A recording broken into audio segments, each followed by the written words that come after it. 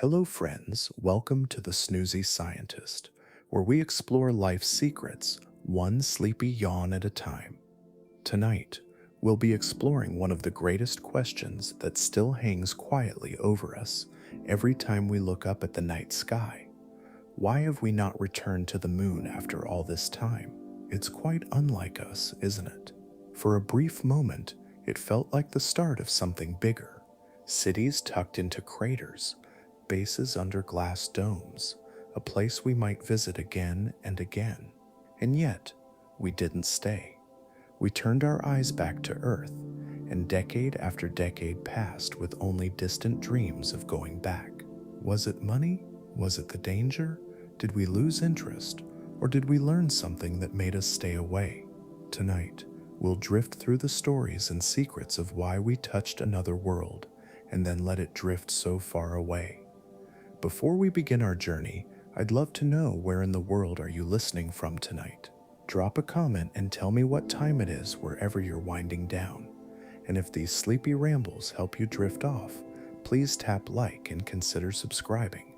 It helps this snoozy little corner of the internet keep growing, and it means so much to have you here. So fluff your pillow, let your breathing slow, and settle in.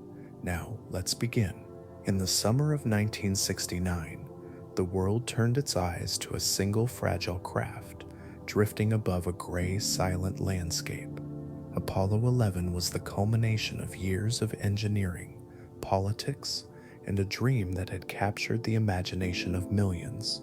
It was the height of the space race, a technological contest that pushed two rival nations beyond the comforting pull of Earth's gravity. On July 20th, 1969, the lunar module known as the Eagle carried Neil Armstrong and Buzz Aldrin toward a place no human had ever set foot before. Far above, Michael Collins orbited alone in the command module, waiting for their return, a lone guardian circling a barren world. When the Eagle touched down in the Sea of Tranquility, its delicate legs pressed gently into a surface untouched for billions of years. Radio static crackled through mission control as a calm voice made an announcement that still echoes through history. Houston, Tranquility Base here. The Eagle has landed. At that moment, two worlds met. Earth, with all its busy cities and bright lights, and the moon so empty and timeless, connected by a whisper across the void. There were no roaring crowds to greet them, no waves to wash their footprints away, only a powdery, ancient dust that would hold their marks for centuries to come. Inside the cramped module, Neil Armstrong prepared for that first step. He checked valves, adjusted his suit, and peered through a small window at a landscape so still it almost seemed unreal. When he opened the hatch and climbed down the ladder, the hum of life inside his helmet was the only sound that mattered. He was alone and yet watched by millions. One small step for man, one giant leap for mankind. Imagine that first footprint pressed into soft gray dust. The regolith was like no soil on Earth. It was dry, sharp, and clung to everything. Each grain had formed over eons, battered by micrometeorites, untouched by rain or wind. With no atmosphere to scatter sunlight, the shadows lay sharp and black, the sky above an endless, starless canvas. Buzz Aldrin followed close behind, describing the lunar surface as magnificent desolation. Together they moved carefully, learning how to bounce lightly in the moon's weaker gravity. They carried tools and bags for samples, planting the American flag not as a claim, but as a symbol that humans had crossed this vast distance and stood here, even if only for a moment. Far away on Earth, people gathered around televisions and living rooms, classrooms and city streets. Strangers stood shoulder to shoulder under the glow of store windows, showing the grainy broadcast. For that short stretch of hours, the divisions of nations and politics felt smaller. It was as if the whole planet paused to listen to a heartbeat that echoed across 250,000 miles of empty space. In those early days, the moon felt like the first stepping stone. Engineers sketched plans for lunar bases that would rise from the dust like small cities under domes. There were dreams of observatories on the far side, hidden from Earth's constant radio chatter, letting astronomers listen to the faintest whispers of the universe. Some imagined mining the moon's soil for rare helium-3, a potential fuel for fusion reactors that could power entire cities. There were serious talks of astronauts living for months on the surface, of greenhouses that might grow fresh food under protective layers of regolith to block deadly radiation. Each drawing, each conversation carried the thrill of possibility. Yet, even as the footprints settled into the dust, the practical realities hovered close. The astronauts moved carefully because a single tear in a suit, a failed valve, or a damaged circuit could mean the difference between life and death in a place with no air to breathe. Every breath they took depended on a fragile lifeline stretching all the way back to Earth. Still, in that moment, the moon seemed like a calm harbor waiting to be explored. The Sea of Tranquility, with its ancient craters and broad plains, lived up to its name. It held the promise that if we could reach this distant shore, perhaps we could cross even greater oceans in the future. Close your eyes for a moment and picture the Earth rising above that silent horizon. From the moon, our planet looked so small, a swirl of white and blue hanging alone in an endless dark sea. Astronauts spoke of how this sight changed them, how it made every border, every conflict seem so fragile and unnecessary from so far away. Decades later, those first steps remain. No wind has swept them away. No rain has washed them clean. They lie there still, a reminder of what human hands and hearts can achieve when we dare to push past fear and distance. As you breathe softly now, think of those footprints pressed into ancient dust. Think of the gentle ripples that spread out across the decades, the giant leap that inspired so many to wonder what other shores we might one day reach. The hush of the Sea of Tranquility, holding our first steps in its patient embrace, and the knowledge that, even when we returned home, part of us stayed behind, waiting quietly for the next dreamer who dares to follow.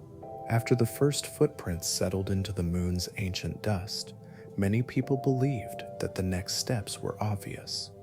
If we could send humans all that way, survive the journey, and return with bags of lunar rock, what could stop us from building a place to stay?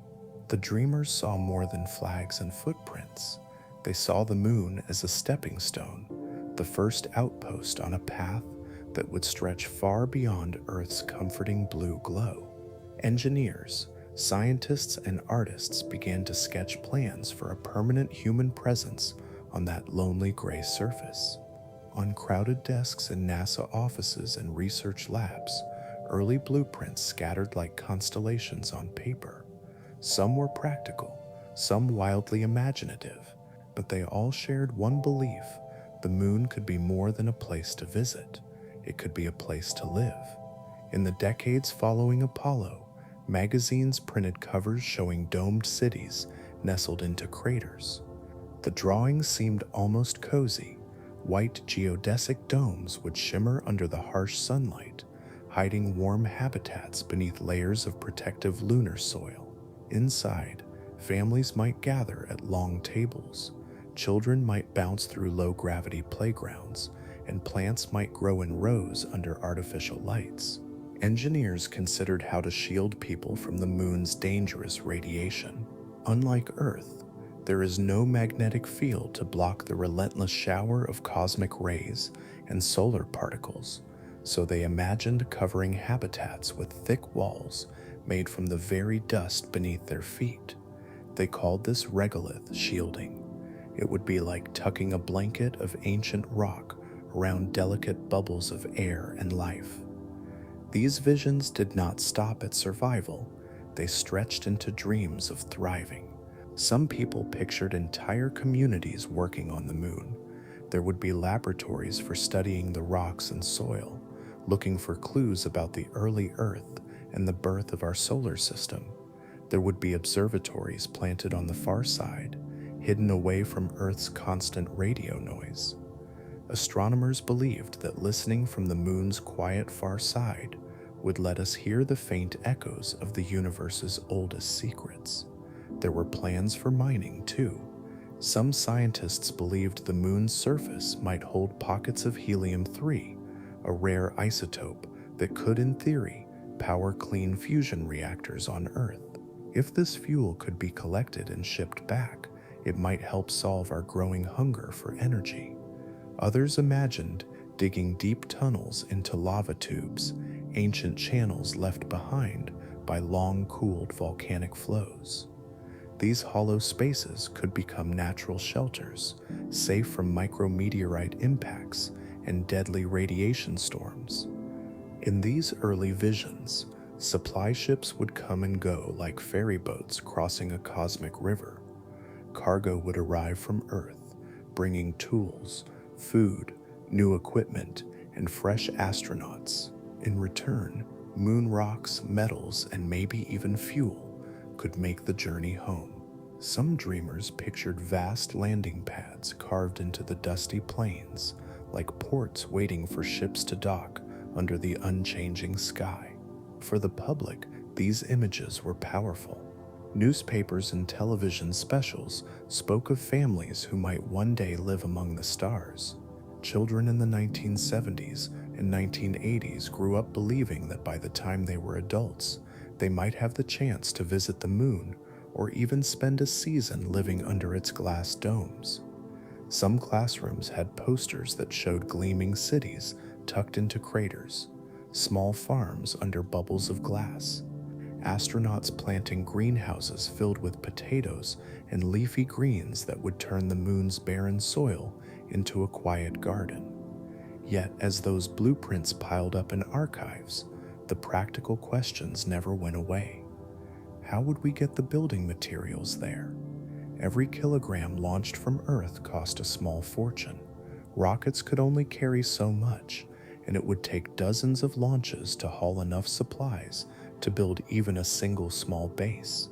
Scientists debated whether it would be wiser to learn how to use what the moon already offered, melting lunar soil into bricks, mining ice from shadowed craters for water and oxygen. Despite these challenges, the dream never fully faded. Even when budgets were cut and missions were canceled, engineers and researchers kept revisiting the idea. Every few years, new studies would appear showing updated designs for habitats made from inflatable modules or 3D printed blocks of regolith. Robotic builders would land first, assembling structures before the first people ever arrived. Solar panels would stretch like metal flowers across the surface, soaking up the harsh sunlight during the moon's 2-week-long days and storing energy for the equally long freezing nights. And so the dream of moon bases and cosmic cities remains like a faint promise in our collective memory. Each time we look up at that bright, familiar shape drifting above us, we remember that our footprints are still there, waiting. They remind us that once, for a moment, we reached out and touched another world, and they ask quietly if someday we might come back to stay, to build and to watch Earth rise through the curved glass of a dome nestled gently into the dust. As you breathe calmly now, imagine those early sketches spread out on a desk somewhere, pages covered in pencil marks and big ideas. Imagine what it would feel like to stand inside a warm, safe bubble of air on that quiet surface, knowing that above you lies nothing but black sky and scattered stars. Let that vision drift through you like a gentle promise that one day, perhaps, the dreamers' cities might grow from the dust, and we might call the moon our second home. The space race tides. When we think about why we first went to the moon, it is easy to imagine it was simply for the thrill of exploration. We love to tell ourselves it was the natural curiosity of humankind, that pushed us to cross that vast distance. But underneath the romance of footprints in lunar dust lay another tide entirely, the powerful, swirling current of the Cold War. In the years after the Second World War, two great nations stood on opposite sides of the world, locked in a competition that was as much about ideas and ideology as it was about weapons and armies. The United States and the Soviet Union looked at each other with suspicion and fear. Each wanted to prove its way of life was stronger, smarter, and destined to shape the future. Space became the ultimate arena for this rivalry, a place that felt big enough to hold both their dreams and their dread. To the average person looking up at the sky in the 1950s, the moon was the same gentle companion it had always been. But to politicians and generals, it was a stage, a place where they could show off their technological might. The Soviet Union made the first bold move. In 1957, they launched Sputnik, the world's first artificial satellite. A simple metal sphere with 4 radio antennas, it circled the Earth again and again, its faint beep echoing down into radio sets and living rooms all across the globe. For Americans, that tiny beeping signal was a shock. It proved that the Soviets could launch something into orbit, and if they could launch a satellite, they could launch a missile too. From that moment, the race was on. Schools shifted their lessons to emphasize math and science. Families bought telescopes. Children dreamed of being astronauts. Presidents gave speeches promising that the United States would not just catch up, but leap ahead. It was not only about who could build the biggest rockets, but who could win the hearts and minds of people watching this cosmic contest. The Soviets continued to lead. In 1961, they sent Yuri Gagarin into orbit, the first human to circle the Earth from the dark, silent reaches of space. His flight lasted just over an hour and a half, but it changed the world overnight. The United States responded with its own Mercury and Gemini programs, slowly testing new spacecraft, practicing spacewalks, docking maneuvers, and all the delicate steps that would be needed for a journey to the moon. Behind the scenes, this race was driven by urgency and fear. The moon was not just a distant rock, it became a symbol. Planting a flag there first would be proof that one side could master space travel, and by extension, control the ultimate high ground. People worried that whoever commanded space might someday look down on Earth from orbit and wield weapons that no one could defend against. This fear poured oceans of funding into the Apollo program. The United States poured money into massive rockets like the Saturn V, a towering machine that remains one of the most powerful vehicles ever built.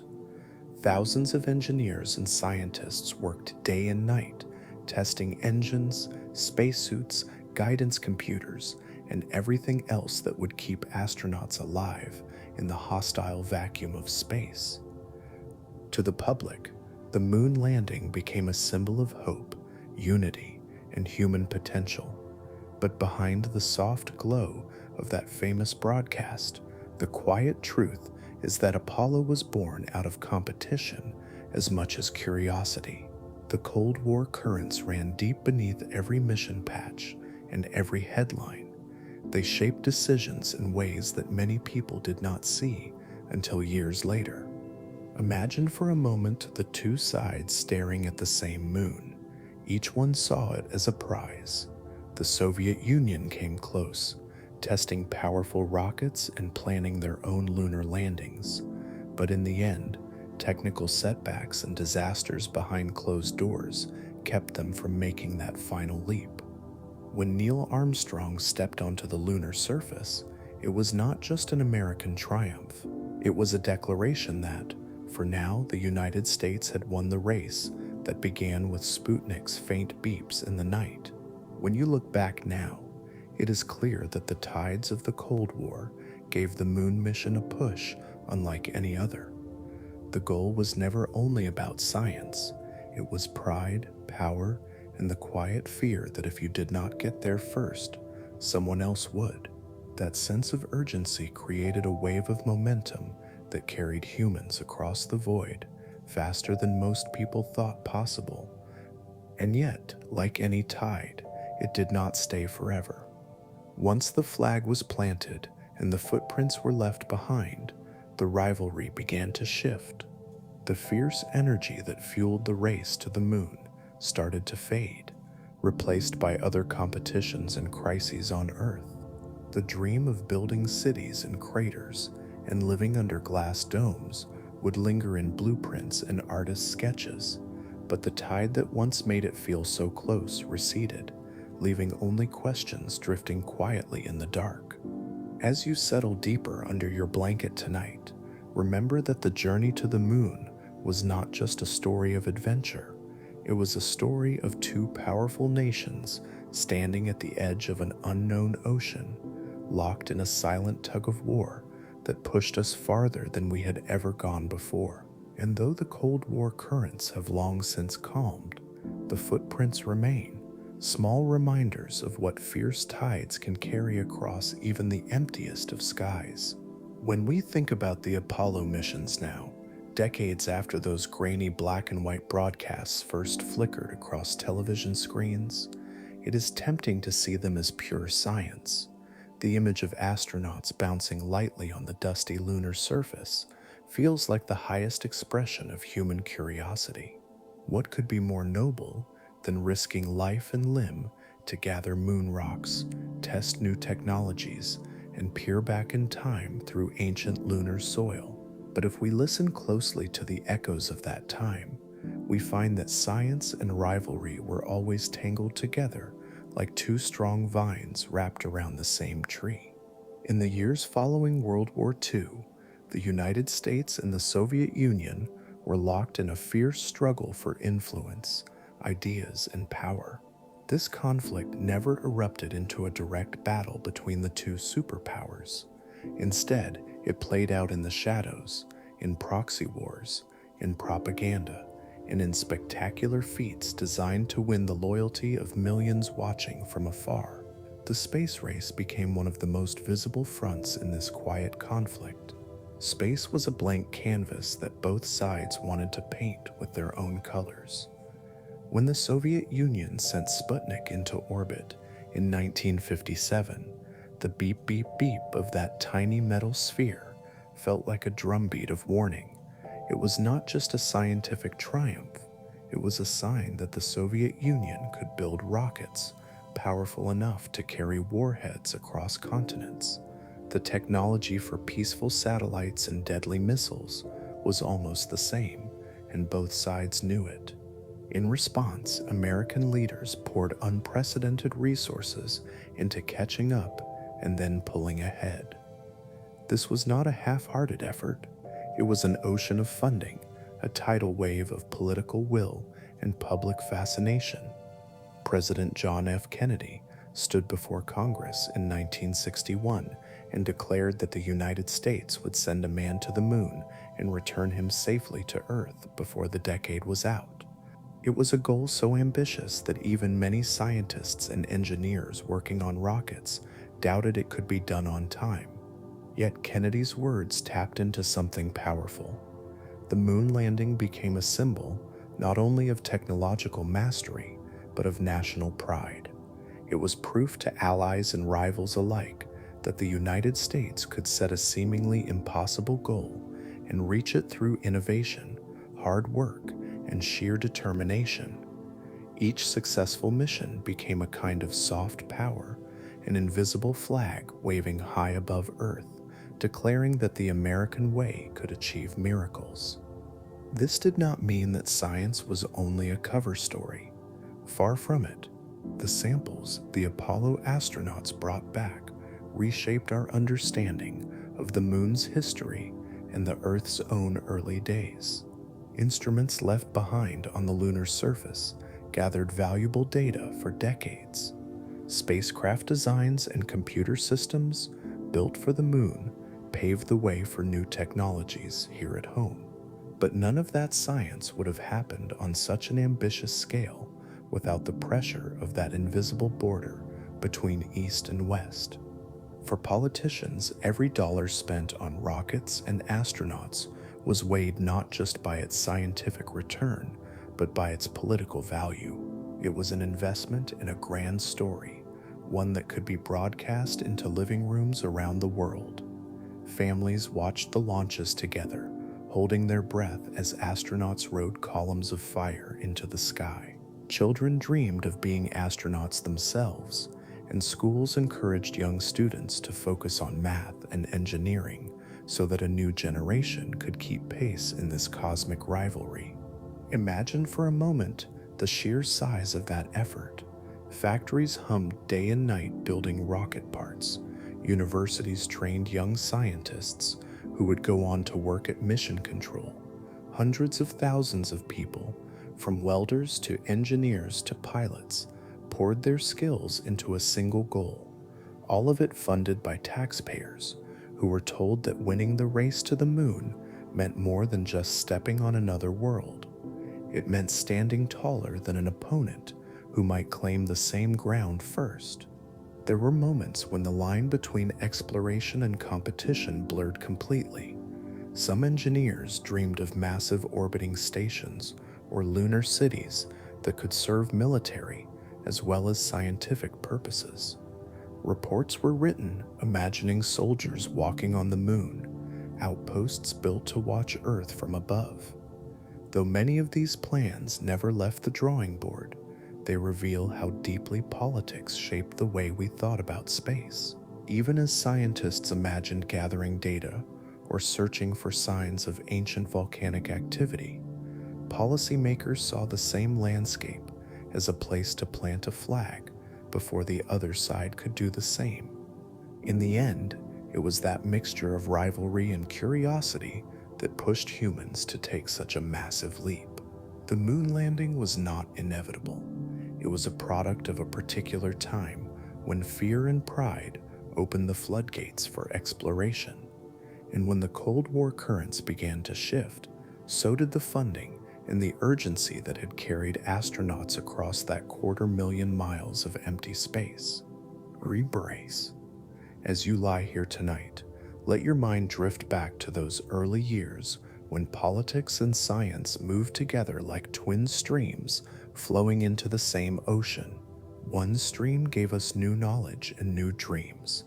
The other gave us the push to try it all, to spend what needed to be spent, to risk what needed to be risked. In the quiet of your room, imagine those old mission patches and rocket blueprints tucked away now, reminders that sometimes our greatest discoveries rise from the swirl of competition as much as from the simple wonder of the stars above. Whenever we look back on the first time humans stepped onto the moon, it is easy to remember the moments that felt so light. The soft crunch of boots pressing into powdery dust, the gentle bounce of astronauts hopping in low gravity, the fragile flag planted on a world that has no wind to wave it. But behind those weightless moments lay a story that was anything but light. Touching the moon cost far more than most people ever realized. In the 1960s, the Apollo program became one of the most expensive undertakings in peacetime history. When President Kennedy promised that America would send a man to the moon and bring him home safely, he set a goal so big that it pulled money and manpower like a planet draws in orbiting debris. Over the course of that single decade, NASA's budget soared. From 1961 to 1972, the United States spent roughly $25 billion on Apollo alone. If we adjust for inflation, that is well over $100 billion today. This funding poured into every corner of the country. Thousands of engineers and scientists found work designing rockets, capsules, computers, and tools. Factories in small towns and big cities alike were contracted to build parts for engines and protective suits. Universities opened new programs in aerospace and physics, hoping to train the next generation of thinkers who would push technology even further. The cost was not just in money, it was in countless hours of labor, all stitched together by people who often spent long nights away from their families, hunched over drafting tables, or standing in noisy hangars beside rocket stages that towered above them. It was in the endless tests and retests, each one designed to find a flaw before it became a tragedy. It was in the accidents that reminded everyone how dangerous this dream truly was. Imagine the vast supply chain that grew up around the Apollo missions. More than 400,000 people were involved at the height of the program. Welders, machinists, mathematicians, computer programmers, doctors, test pilots, cooks in company cafeterias. Each launch depended on a delicate web of work done by people who might never see the final liftoff with their own eyes, but who carried a piece of it all the same. Consider the Saturn V rocket. This towering machine remains the most powerful rocket ever successfully flown. Each one cost hundreds of millions of dollars to build and required engines so powerful that entire factories existed just to make the parts. Each stage of the rocket had to separate at the perfect moment or the mission would fail. The command modules, tiny as they looked against the scale of the rocket, were crammed with cutting-edge computers and life support systems. And those computers had to work flawlessly in an age when many people still used slide rules instead of digital calculators. There were hidden costs too, the kind that rarely made the headlines. Families waited anxiously while husbands, sons, and brothers trained to ride columns of explosive fuel into the sky. Test pilots lost their lives as they practiced landings or worked out problems with new spacecraft designs. The Apollo 1 fire in 1967 claimed the lives of 3 astronauts before they ever left the launch pad, a stark reminder that every launch carried risks as sharp as the stars themselves. Beyond the human risks, there were the choices made with each dollar spent. Some argued that the billions used to reach the moon might have been better spent solving problems closer to home: hunger, poverty, civil rights, and healthcare. In the streets of American cities during the 1960s, people carried signs asking why there was money for rockets, but not for struggling neighborhoods. NASA itself sometimes found it hard to explain that this grand adventure was worth so much sacrifice. Yet the returns were not so easily measured. Apollo did not just bring back rocks from the moon, it sparked countless inventions and discoveries that rippled through everyday life. It pushed the boundaries of computer technology, giving birth to innovations that later helped shape the digital world. It advanced materials science, medical monitoring, and telecommunications. The giant leap for mankind came with countless small steps that quietly transformed how we live and connect. Even so, the raw cost remained a weight that could not be ignored.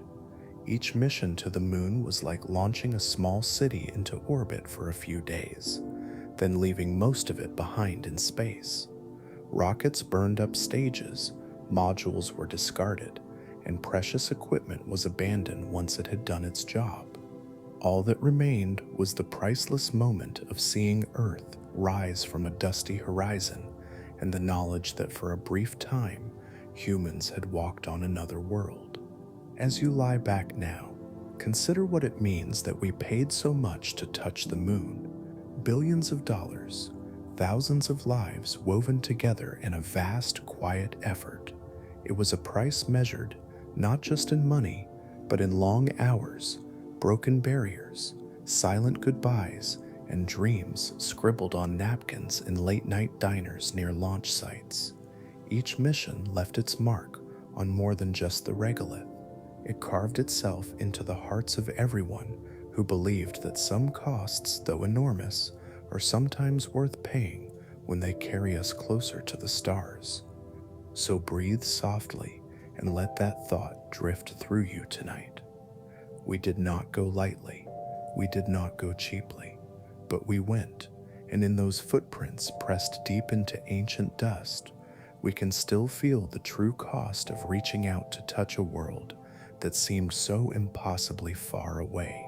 Walking on a harsh shore, sure, just a fida, just a fida, just a fida, just a fida, just a fida. When we look up at the moon from Earth, it seems like a calm and steady friend. It drifts through our night sky, casting its gentle glow over fields and cities alike. Poets have written about its soft light for centuries. Lovers have whispered under its pale gaze. Farmers once timed their harvests by its phases. But for the astronauts who set foot there, the moon was no comforting companion. It was a harsh, airless shore, a place that welcomed no life and offered no shelter. Imagine standing on that rocky surface now. Your boots press into powdery dust that has never known rain. There is no breeze to stir the fine grains that cling to your suit like charcoal powder. The shadows around you are sharp and black, not softened by any atmosphere. There is no sound, no rustling leaves or distant bird song. Only the faint hum of your own breathing inside your helmet reminds you that you are still alive in this place where life does not belong. The moon's beauty hides its danger. Unlike Earth, our pale neighbor has no thick blanket of air to shield it from the constant bombardment of radiation streaming through space. Solar winds filled with charged particles race across the emptiness and slam into the lunar surface without resistance.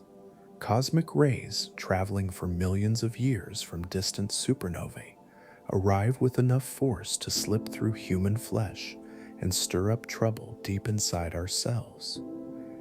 Astronauts walking across the Sea of Tranquility had to trust that the thin layers of their suits would hold back this invisible storm. Even then, their exposure was brief, just a handful of hours at a time.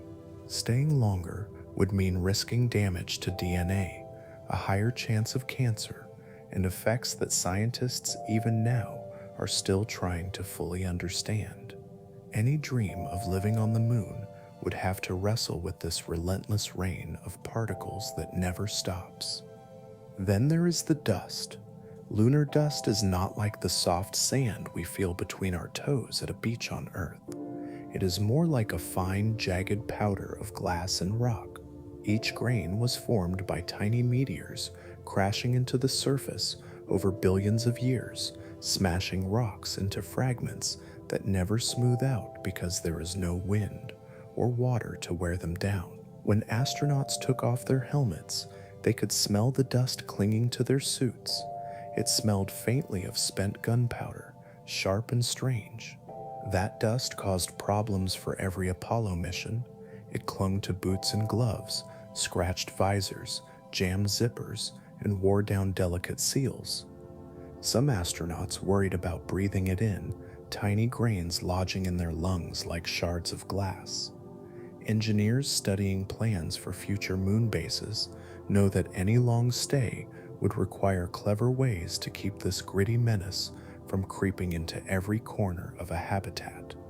And then there is the wild swing between light and dark. A single day on the moon lasts about 29.5 Earth days. For roughly 2 weeks, the surface bakes under unfiltered sunlight. Temperatures can soar to 250 degrees Fahrenheit. Then the long night comes, and temperatures can plunge to minus 200 degrees. There is no cozy twilight, no gentle sunset, only the harsh flip from blazing light to freezing darkness, a cycle that would test any machine or human who dared to stay. Solar storms add another layer of risk. The sun sometimes spits out bursts of energetic particles, powerful enough to fry electronics and harm human tissue. Here on Earth, our magnetic field catches these storms and wraps us in a protective shield. But on the moon, there is nowhere to hide. A sudden solar flare could turn a peaceful stroll into a life-threatening emergency. Plans for future explorers include strong shelters buried under thick layers of lunar soil, ready for people to dash inside when warning alarms sound. And yet, despite this harshness, astronauts described the moon with a sense of awe. Buzz Aldrin called it magnificent desolation. Standing on that surface, looking back at our fragile blue planet hanging in the black sky, they felt the sharp contrast between the warmth of Earth and the cold indifference of this ancient rock. The moon reminds us how much we rely on the protection of our atmosphere, how easily we take for granted the air that fills our lungs, the blanket of gases that blocks deadly radiation, and the weather that smooths the edges of stones. Sometimes, when we dream of building cities on the moon, it is easy to draw tidy sketches of glass domes and bright green gardens tucked into craters. But walking on that surface, even for a few hours, is enough to remind us that this is not a place made for human comfort. It is a place that demands respect and caution. Every breath must be carried from Earth. Every drop of water must be found or brought from home. Every step leaves a mark that will stay for centuries, unchanged by wind or rain. As you lie here tonight, wrapped in your soft blanket and breathing air without thinking twice, remember the harsh shore that circles us in the dark. It is beautiful to look at, but unforgiving to touch. And yet there is something quietly powerful in knowing that we have walked there at all, even for a moment, leaving footprints that whisper of our courage and our longing to stand where no life was ever meant to stand. 8. Lunar dust, the clingy sea. When we picture astronauts walking on the moon, it is easy to focus on the iconic moments. The first steps, the flag planted firmly in the gray soil, the gentle hops that made them look like children bouncing through a playground in slow motion. But beneath those graceful moves lay a constant nuisance that threatened to unravel every plan for staying longer. It was not a dramatic danger like radiation storms or freezing nights. It was something far smaller and far stickier. Lunar dust, the regolith, is often called the moon's greatest hidden enemy. If you were to scoop up a handful of Earth's beach sand, it would slip between your fingers like a fine powder, worn smooth by wind and waves over thousands of years. But on the moon, there is no wind, no water, no gentle forces to polish rough edges. The dust there is born from constant collisions with tiny meteorites that bombard the surface endlessly. Each impact shatters rocks into shards that stay sharp because nothing ever rounds them off. When the Apollo astronauts first stepped onto the surface, they quickly discovered that the regolith behaved in strange ways. Imagine something that clings like wet sand, yet cuts like glass. It would stick to boots, gloves, and tools the moment it was disturbed. And once it attached itself, it was almost impossible to brush away completely. Fine particles slipped into joints of their suits, into zippers, and even into the fabric of their gloves. They called it clingy, gritty, and persistent. Back inside the lunar module, the trouble continued. When the astronauts climbed back in after their moonwalks, they carried dust with them. It floated in the low gravity, drifting through the cabin like dark confetti. Some described the smell as faintly metallic, a little like spent gunpowder. It scratched their eyes, irritated their throats, and settled onto control panels and switches that were never designed to handle an invasion of abrasive grit. It did not take long for NASA engineers to realize that this clingy dust was more than just an annoyance. It was a threat. The moon's surface is a place where temperatures swing wildly, from scorching heat in the daytime to deep freeze at night. Those sharp particles could work their way into the layers of a spacesuit, wearing down seals and joints. A tear in the suit's outer layer could be life-threatening. Tiny scratches on helmet visors could make it harder to see in the blinding sunlight. And the more time the astronauts spent on the surface, the more the dust built up. Boots were especially vulnerable. The soles of lunar boots were made with layers meant to grip the loose soil, but the dust chewed through them far faster than anyone had expected. Even the hinges and seals of the lunar rovers suffered. When Apollo 17 astronauts took their last drives across the dusty plains, the rovers kicked up so much debris that it coated everything: seats, tools, and the astronauts themselves. Imagine trying to drive through a dry desert where every bump throws knives into the air. That is what moving through lunar dust is like. Scientists studying lunar samples back on Earth found that this regolith was more than just rock. It was an entire history lesson about the moon's violent past. Each grain contained tiny shards of glass formed by impacts that melted the surface and cooled it again in jagged patterns. Some grains even carried bits of material ejected from ancient volcanic eruptions. But fascinating as it was under a microscope, the practical problem remained. How could we build habitats, rovers, and suits tough enough to survive years or even decades in that clingy sea of grit? Over the decades since Apollo, researchers have dreamed up clever ideas. They have imagined airlocks that blast astronauts with jets of air to shake off dust before they enter a habitat.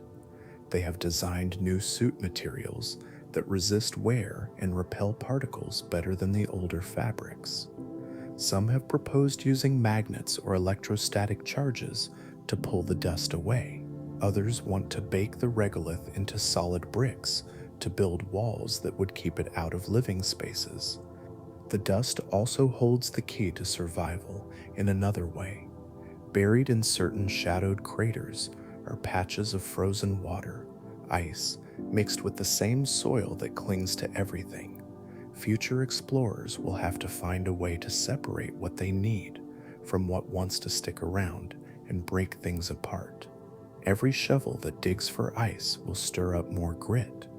Every rover wheel that rolls across the surface will fling tiny shards into the air, where they will find new seams to work their way into. And yet, despite its harshness, lunar dust is also strangely beautiful. The footprints left by those first astronauts are still there, each line and ridge preserved by a surface that knows no rain or wind. The same clingy grains that made every mission more dangerous have become silent caretakers of our history. They hold our mark on a world that would otherwise remain untouched, the proof that we crossed the dark sea of space and pressed our boots into another shore. As you rest now, imagine running your fingers through that ancient powder. Feel the sharpness of each grain. Picture the way it drifts slowly in low gravity, refusing to fall away easily. The moon's dust is more than just dirt. It is a reminder that even the smallest things can stand in the way of our biggest dreams. And sometimes it is the tiniest obstacles that test our will to stay, to build, and to one day call another world home. Melodical tides and Earth's long lifeline. When we imagine a future moon base, it is tempting to picture something sturdy and self-sufficient, perhaps a cluster of shining domes under a blanket of lunar soil, warm lights glowing at night while the black sky hums with distant starlight. Inside, people would tend gardens, run experiments, and step out for careful moonwalks across the dust. But behind that hopeful vision is a simple truth that the Apollo missions showed us again and again. Life on the moon would always depend on an invisible rope stretching all the way back to Earth. Every hour the astronauts spent on that gray surface came with a cost measured not just in dollars or danger, but in the endless supply line that kept them alive. Inside their suits, each breath of oxygen was purified, filtered, and carefully rationed. Water for drinking, cooling, and cleaning could not be found in a convenient faucet under the lunar dust. It had to be brought along in precious tanks and reused as much as possible. Food came in carefully packed containers designed to be light yet filling, with not a crumb wasted. Think for a moment about the simple comforts we take for granted. On Earth, air surrounds us so completely that we forget we even breathe it. We open the fridge without a thought. If a machine breaks, we drive to a store or order a replacement part that arrives at our door in days or even hours. On the moon, none of that exists. Every spare bolt, every backup battery, every sealed packet of dried fruit must be planned for, weighed, and sent across 250,000 miles of space. When the Apollo astronauts sat inside their cramped lunar module, they were painfully aware of how fragile their lifeline was. The thin walls around them held in all the pressure they needed to stay alive. Their radios crackled constantly with voices from Earth, guiding them through checklists and procedures. When something went wrong, there was no rescue team just around the corner. The only hope lay with engineers back home, awake through the night, eyes fixed on flickering data streams pouring in from the moon. This invisible rope of support was more than fuel and food. It was knowledge and teamwork that stretched across continents. Mission Control in Houston bristled with rows of consoles where hundreds of people watched every heartbeat, every gauge. If the oxygen tank levels dipped, alarms sounded not on the moon but on Earth first. If a valve jammed or a circuit flickered, backup plans unfolded instantly, plans written by thousands of minds working quietly behind the scenes long before the rocket ever left the pad. Imagine then what it would mean to build a permanent base on the moon. Some early plans suggested that astronauts might stay for months at a time, rotating in and out like crews on a ship at sea. But this ship would be docked to nothing but empty space. It would need regular deliveries of food, water, medical supplies, spare parts, and replacement suits, worn thin by that clingy, sharp dust. Even if we found ways to melt ice buried in the shadows of craters, even if we grew fresh salad greens under warm lamps, that would only cover part of what a base would need to survive. Some of the greatest minds working on space exploration today wrestle with this question constantly. How do you make a place self-sustaining when everything must come from far away? Could we one day build factories that turn moon rocks into bricks and metal? Could we harness sunlight and store it for the long freezing nights? Could we develop recycling systems so perfect that every drop of sweat and every exhale is turned back into something useful? Even with those future breakthroughs, that invisible lifeline will never completely vanish. A base on the moon will always feel a bit like living in a lifeboat, bobbing in a sea of emptiness. The crew will depend on shipments that arrive like rescue boats bringing food and fuel. They will rely on medical help that might still come from Earth, instructions whispered across the void if someone falls ill, and they will need the steady heartbeat of Mission Control, that chorus of quiet voices ready to answer when something breaks that no one on the moon alone can fix. This dependency is not a sign of failure. It is a reminder of how deeply our roots sink into this blue planet we call home. We are shaped by the air, the water, and the soil we evolved with. We can bring pieces of it with us, sealed in tanks and crates, but the earth is never completely left behind. As you breathe calmly now, imagine that invisible rope. Picture it stretching from a small glowing dome nestled in a crater all the way back to busy control rooms filled with people sipping coffee under fluorescent lights. Picture the supply ships drifting through the black ocean of space, loaded with care, each one a promise that someone on Earth still watches, still cares, still sends what is needed to keep a heartbeat alive so far away. One day, Maybe our lifeline will grow stronger. Maybe new discoveries will help us live on that harsh rock with less to carry from home. But tonight, let the thought drift with you into sleep that even in our most distant dreams, we are bound together by the threads we spin across the void, threads of trust, threads of science, and threads of hope that one day the moon might feel just a little more like home, even as it reminds us how precious our lifeboat Earth really is. Dectone, when the tide turned. Race 1, interest ebbed. When Neil Armstrong and Buzz Aldrin pressed their boots into the moon's ancient dust, the world held its breath. For a moment, humanity seemed to stand together, looking up at the same small circle of light and seeing more than a distant rock.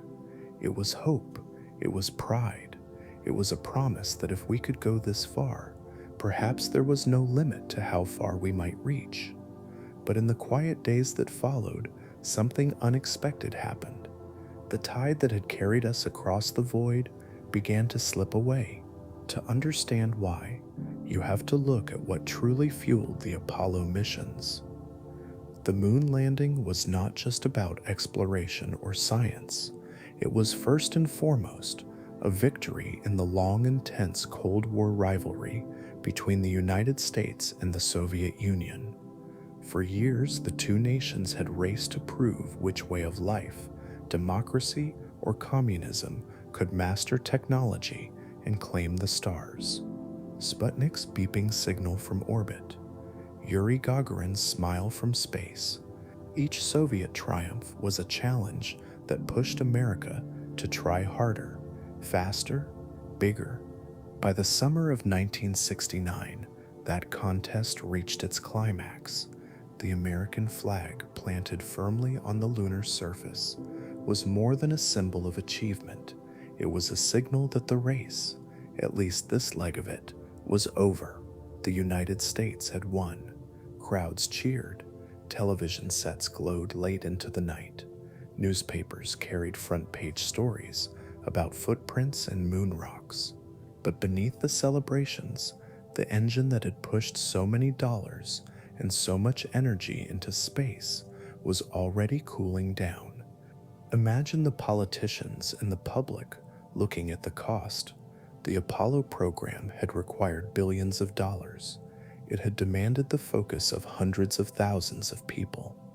It had taken priority over countless other needs back on Earth. And now, the prize had been claimed. The flag was there. The samples were back in laboratories. The speeches were made.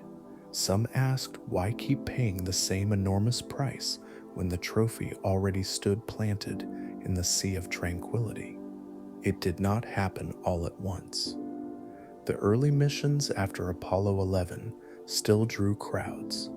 People tuned in to see astronauts drive rovers across the lunar plains, gather new rocks, and test new equipment. But each mission felt a little less like breaking through the impossible and a little more like an expensive rerun. By the time Apollo 17 lifted off, many televisions no longer showed the launches live. The public, once glued to every crackling radio update and grainy black and white image, was turning its eyes back toward Earth. Part of it was the world's changing focus. In the 1970s, other problems loomed larger. The Vietnam War dragged on. The economy wobbled under inflation and oil crises.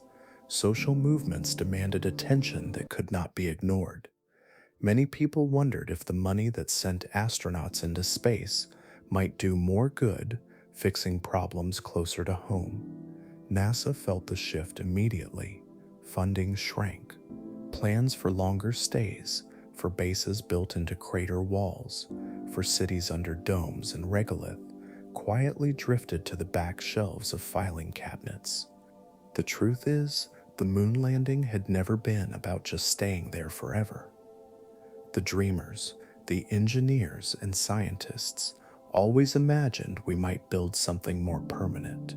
But the people who signed the checks were driven by rivalry first. Once that rivalry eased, so did the urgency. Without the fierce push to stay ahead of the Soviets, the grand adventure of lunar exploration no longer seemed so urgent. The tide that once rose with rocket plumes and thunderous crowds turned into a gentle retreat. Yet, it would be unfair to say that the dream died completely. In quiet research centers and small university labs, a few people kept working on lunar science. They studied the rocks, mapped new landing sites, and imagined better suits, safer habitats, and smarter robots. For decades, though, these dreams floated like driftwood on a still ocean. They moved slowly, pulled along by curiosity rather than the hard current of a political race. Even now, if you look at pictures of the Apollo landing sites taken by lunar orbiters, you can still see the flagpoles standing, though some flags have likely faded white in the relentless sun. The rovers remain parked where they were left. The footprints are still there too, undisturbed by wind or rain. They remind us that when the tide of rivalry was high, we found a way to reach across space and touch another world. And they remind us that tides, by their nature, always turn. So as you rest now, picture that outgoing tide. Imagine it slipping gently back toward Earth, leaving behind those small silent marks in the dust. The flag stands quiet, the footprints wait, and the moon, so close and yet so far, circles above, whispering that tides can come in again. One day, perhaps, curiosity alone will grow strong enough to carry us back, but for now, the tide that took us there once drifts calmly under a blanket of starlight, waiting for the world to dream again. Wonder fades, screens go dark. There is a moment in every grand adventure when the crowds grow quiet, when the banners are folded away, and the glow of wonder begins to dim. For the moon missions, that moment arrived slowly, like a light fading at the end of a long night. At first, the world could not look away. Millions of people had gathered around black and white televisions to watch that first step onto an alien shore. It felt like a promise that tomorrow would be bigger than today. But not every promise holds its shine forever. In those early years, every mission to the moon was a national event. Families rearranged their days to watch the launches. Schools wheeled televisions into classrooms so students could see astronauts lift off on columns of fire. Neighbors gathered in living rooms, leaning forward on couches, while ghostly images of astronauts flickered across glass screens. Grainy as they were, those broadcasts brought the moon into homes from Chicago to Tokyo, to small villages where power lines were still new. Yet, as the dust settled on each landing, something began to change. The first mission had been a triumph, a symbol that anything was possible when people dared to dream and dared to spend what it took to get there. But after that first flag was planted and the first rocks were brought home, the next missions, though just as brave and complex, felt less like a leap into the unknown and more like a path already walked. News networks that once cut away from everything to cover each mission from launch to splashdown began to shift their focus. The world beyond space was restless. Television screens that had glowed with the quiet magic of distant moons now flickered with other images. Reports from the jungles and rice paddies of Vietnam filled the airwaves. Protesters filled city streets demanding civil rights and an end to war. Families facing unemployment and inflation watched prices rise at the grocery store and gas pumps run dry. In this growing storm of earthly trouble, the moon began to feel far away again. Congress, once so eager to write the checks that made Apollo possible, started asking new questions. Why send more people into the dark when there were crises unfolding under the warm blue sky of home? Each lunar mission came with a price tag that seemed harder to defend. Scientists still wanted to learn more, Engineers still wanted to build more, but the people who controlled the money wanted to solve more urgent problems here on Earth. Bit by bit, the budgets were trimmed. Plans for permanent lunar bases were shelved. Proposals for advanced vehicles that could dig into the soil, build shelters, or mine for useful resources gathered dust in filing cabinets. Some missions that had been mapped out in careful detail were canceled altogether, their rockets never assembled, their astronauts reassigned to other tasks. The last moon mission, Apollo 17, lifted off in 1972. Its astronauts drove a rover farther than anyone had before, gathered precious samples, and left their footprints near a ridge where no one has walked since. When they came home, the TV cameras followed them for a while longer. The splashdowns were still moments of pride. Families gathered at the dinner table and talked about the brave souls who had traveled so far. But soon, new programs filled those evening hours. Sitcoms beamed laughter into living rooms. Game shows rewarded lucky contestants. The moon, once a promise that filled the screen with shadows and stars, drifted quietly out of view. There were many reasons for this turning away. Some people felt the moon had told us its secrets for now.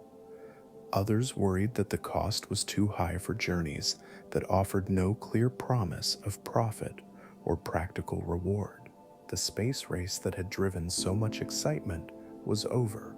The Soviet Union, once the fierce rival, never made its own crewed landing. With the contest won, the urgency was gone, and so the screens went dark.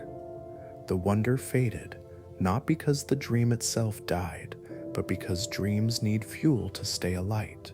They need attention, money, and the steady heartbeat of curiosity, louder than fear or distraction.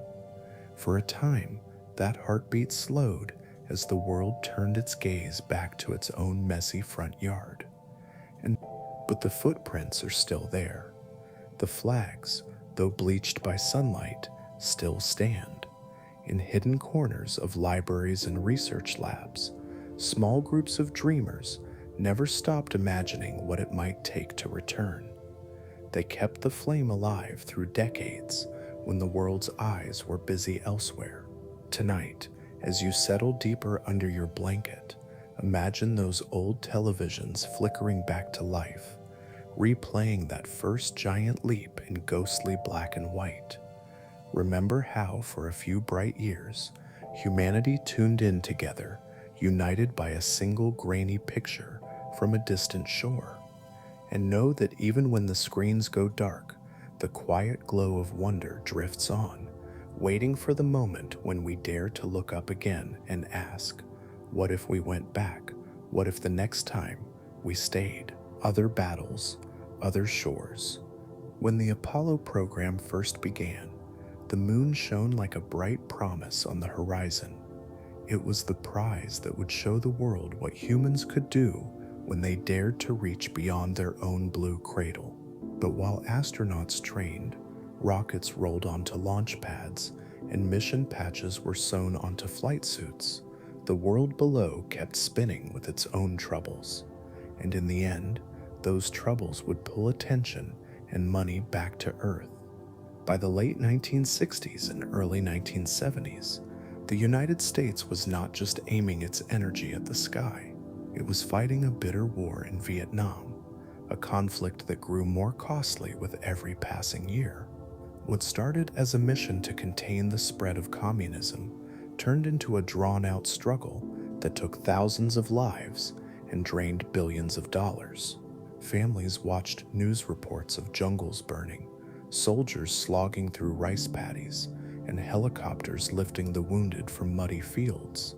The same televisions that had glowed with images of rocket launches now flickered with the grim reality of faraway battles. At home, cities simmered with unrest. The civil rights movement pushed urgently for justice that was long overdue. Marches filled streets with chants for equality and freedom from oppression. Leaders like Martin Luther King Jr. spoke about dreams that needed tending here on Earth as much as any dream among the stars. The voices that rose up asked a hard question: how could a nation find billions to reach the moon while its own people struggled for fair housing, good schools, and equal opportunity? These were not whispers in the background. They were shouts that rattled windows in the White House and echoed in Congress. Each new budget proposal for space missions came under sharper scrutiny. Politicians began to wonder if the spectacle of the moon landings still carried enough weight to justify the cost. The tide that had once lifted Apollo on a wave of national pride was now being pulled in many directions by demands for change, peace, and progress closer to home. New leaders brought new priorities. Presidents who once rallied crowds with promises of conquering the final frontier now faced voters who wanted solutions for problems that did not orbit millions of miles away. Lyndon B. Johnson's Great Society programs fought poverty and racial injustice. Richard Nixon, taking office near the end of Apollo's golden age, balanced Cold War tensions abroad while managing protests and discontent at home. For them, the moon remained a symbol of American greatness, but it was not always an urgent goal when compared to the noise of conflict on city streets and jungles overseas. Even within NASA, the shifting tide was felt deeply. Some engineers still dreamed of lunar bases nestled in craters, greenhouses glowing under protective domes, and telescopes gazing deep into the universe from the far side of the moon. But plans for moon colonies needed decades of steady funding. Instead, the political winds favored smaller, more practical missions. Unmanned probes and Earth-orbiting satellites could deliver data with far less cost and risk. The Space Shuttle program was born from this shift in thinking, a reusable spacecraft that promised regular trips to low Earth orbit, closer to home and easier to defend in the budget debates. The public mood had changed too. When the first astronauts stepped onto the moon, millions felt they were part of something bigger than themselves. But as more missions followed, each new landing blurred into the next. Without the tension of a race to beat the Soviets, the drama that once glued people to their screens faded. Other stories took over the nightly news: the Watergate scandal, oil crises, and waves of inflation. The moon slipped gently down the list of dreams that felt immediate or necessary. And yet, though these other battles and shores pulled us back, they did not erase what had been done. The footprints remained, pressed into dust that has never known wind or rain. The rovers and flagpoles stood silent, waiting for eyes to look up again, with wonder instead of worry. The moon drifted quietly above a world caught up in its own storms, a reminder that big dreams can be put aside but never truly disappear. As you breathe calmly now, think of the way the world's attention drifts like a tide. Sometimes it rushes forward in a wave of ambition, lifting us higher than we ever imagined. And sometimes it pulls back, tugged by voices that say, "Not now, not yet. There are fires here that must be tended first." The moon watched as cities roared for justice and soldiers fought in faraway jungles. It waited while new presidents rose and fell, each one weighing what was possible against what was needed most. Tonight, as you rest under your blanket, picture that quiet, pale shore circling above us still. The battles of Earth do not reach its dusty plains. It waits patiently for the moment when our eyes might turn back, our curiosity might swell like a returning tide, and we might ask again what it would mean to stand there, not just to visit, but to stay.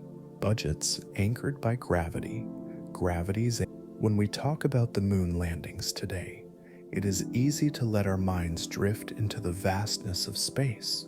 Rockets soaring, astronauts drifting weightless, flags planted in dusty soil that has never felt a single drop of rain.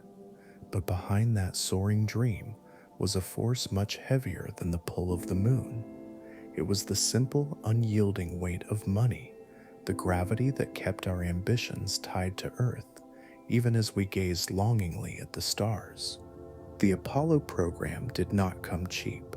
From its early days in the tense dawn of the space race to that final mission in 1972, the United States spent roughly $25 billion on getting humans to the moon and back again.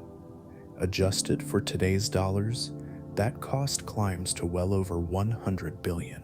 It is a number so large that it is hard to wrap our minds around it. What does $100 billion look like? It looks like factories humming day and night. It looks like tens of thousands of engineers, machinists, welders, mathematicians, and scientists. It looks like vast centers in Houston and Florida, where rockets waited on launch pads taller than skyscrapers. Every dollar spent on Apollo was a choice. At first, that choice seemed clear. The United States was locked in a Cold War struggle for hearts and minds. Beating the Soviets to the moon was not just about planting a flag. It was about showing the world which side could harness technology, daring, and money to reach beyond Earth's cradle. So the money flowed like a mighty river, feeding the grand machine that would carry 3 astronauts at a time into orbit and across the void. But rivers do not flow in only one direction. By the late 1960s, new currents tugged at that ocean of money. The country was not just building rockets, it was fighting a grinding war in Vietnam that devoured billions each year. It was facing civil unrest at home as people marched for civil rights, demanding schools and jobs and neighborhoods that reflected the promises of the Constitution. Cities needed roads and bridges, children needed better classrooms, hospitals needed new equipment and new wings. All of these demands pulled on the same budget that once lifted astronauts toward the moon. In the halls of Congress, debates grew sharper. Lawmakers asked whether the cost of another moon mission made sense when other fires burned brighter and closer to home. They pointed to the breathtaking sum it took just to send a single Saturn V rocket skyward, each one costing hundreds of millions. Once the rocket was spent, its massive engines and fuel tanks fell into the ocean, never to be used again. Each command module that carried astronauts home ended up in a museum or storage, a priceless artifact but not something that could be flown twice. On television, reporters began to ask hard questions too. Why? They wondered, was there always enough money to build more rockets when some cities struggled to keep the lights on in hospitals or fix potholes in neglected neighborhoods? In small towns and big cities alike, people felt the squeeze of inflation and rising prices. They filled their cars at gas pumps that sometimes ran dry. For them, the moon landing was a marvel, but a distant one. Its glow did not always light up dinner tables or ease the weight of everyday life. NASA leaders did their best to show that the money spent was not wasted. They pointed to spin-off technologies, the advances in material science, computing, and telecommunications that trickled down from the Apollo era into ordinary homes. They spoke about how the moon missions inspired generations of scientists and engineers. And it was true. The footprints left on that lonely surface echoed through research labs and classrooms for decades to come. But inspiration is hard to measure when budgets must balance here on Earth. By the time the final Apollo mission lifted off, the tide of funding had turned. Big plans for lunar bases and longer stays quietly drifted to the back shelves. Engineers and astronauts turned their eyes to new goals that promised more practical returns closer to Earth's orbit. The reusable space shuttle took shape, offering a vision of lower costs and frequent trips just beyond our atmosphere. Satellites and probes began to carry the torch of exploration, sending back images of planets and moons without the need for costly human life support systems. And so, the budgets that once floated giant rockets skyward settled back into more grounded priorities. The gravity of everyday needs, schools, roads, hospitals, wars, and recovery, pulled on those dollars like the moons pull on our tides. Dreams of permanent outposts on lunar plains would have to wait for a new era, one where technology, cost, and willpower might one day find a better balance. As you rest now, think of that simple tug of war. The same force that keeps us standing on Earth keeps our ambitions anchored when the weight of the world feels too heavy to ignore. The moon still circles above, its surface marked by the cost we once dared to pay. And somewhere in budgets yet unwritten, perhaps the rivers will flow wide enough again to feed the ocean of dreams that once carried us so far away. When the last Apollo astronauts lifted off from the moon's silent plains in December 1972, they left behind footprints, a parked rover, and a question that hovered like moon dust in low gravity. What next? For a while, that answer drifted quietly in research centers and conference rooms where engineers and planners weighed the future. The dream of permanent bases under glass domes remained tucked away in sketches, but the tides of politics and budgets had turned. The next voyage into space would look very different, closer to home, closer to Earth's comforting shore. The reusable space shuttle became that new ship. Its birth was shaped by the same needs that anchored Apollo's last chapters. America needed a space program that felt practical, affordable, and flexible, something that could launch often and carry many kinds of cargo and people. No more building gigantic rockets for single flights that vanished into the ocean. This new vessel would be flown, landed, refurbished, and sent up again and again.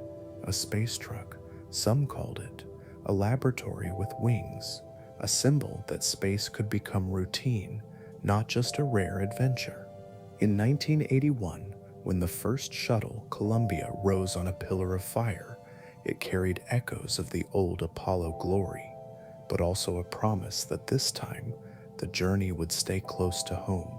The moon, distant and harsh, remained a silent witness as astronauts turned their eyes to low Earth orbit. The shuttle's path took it just a few hundred miles above our heads, skimming the edge of our atmosphere, where Earth's blue curve hugs the black ocean of space. There was wisdom in this choice. Working so close to Earth meant that astronauts and engineers could test new technologies, launch satellites, and repair them if something went wrong. Telescopes could be carried up piece by piece, then unfolded and serviced by hands that once might have dreamed of hammering out habitats on the moon. Each shuttle mission became its own story. Some built floating science labs, some carried military payloads, some taught us how to work in zero gravity for days, then weeks, then longer. The shuttle was also a lesson in new kinds of courage. Unlike the disposable rockets of Apollo, the shuttle was a complex, reusable craft that launched like a rocket and returned like an airplane. It carried astronauts strapped into its cockpit, cargo tucked in its belly like precious eggs. Every launch was a careful dance of technology and trust. Most days, the dance ended with the shuttle gliding down through Earth's atmosphere, wheels kissing the runway as crowds gathered to watch this big bird come home. But there were tragedies too. The Challenger disaster in 1986 reminded the world that even these new ships were fragile. A single O-ring failed, and the ship disintegrated just over a minute after liftoff, claiming 7 lives. Years later, Columbia itself broke apart on re-entry, a piece of insulating foam having pierced its wing during launch. These losses hurt deeply. They reminded us that the shuttle era, for all its promises, was still sailing dangerous waters. Even so, the shuttle changed the shape of space exploration. It launched the Hubble Space Telescope, giving us crystal clear eyes into distant galaxies and the birthplaces of stars. It carried modules and parts that helped build the International Space Station, a project that finally brought many nations together in the shared hope of a permanent human presence above our world. Through it all, the shuttle's voyages remained tethered to Earth by a cord that was always shorter than the one that stretched to the moon. The moon lingered, of course. Its pale light still drifted through open windows at night. It called softly to the engineers who wondered if the lessons learned from repairing satellites and assembling stations might someday be carried back to that harsher shore. But the shuttle was never meant to go that far. Its wings were built for low orbit, its tiles designed for the heat of re-entry from near space, not for the long, cold journey across the void to a rocky world that offers no atmosphere for a soft landing. In some ways, the shuttle era was like learning to swim near the shore after diving headlong into the deep ocean during Apollo. We stayed close, we practiced, we learned, we found new ways to work together in orbit.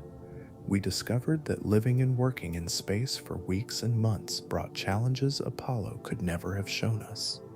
We looked back at Earth and realized that staying connected to our atmosphere, our lifelines, our blue cradle, still mattered more than ever. Tonight, as you breathe slowly and drift deeper into your blanket's warmth, picture that big white shuttle gliding home, its nose tipped gently toward the runway.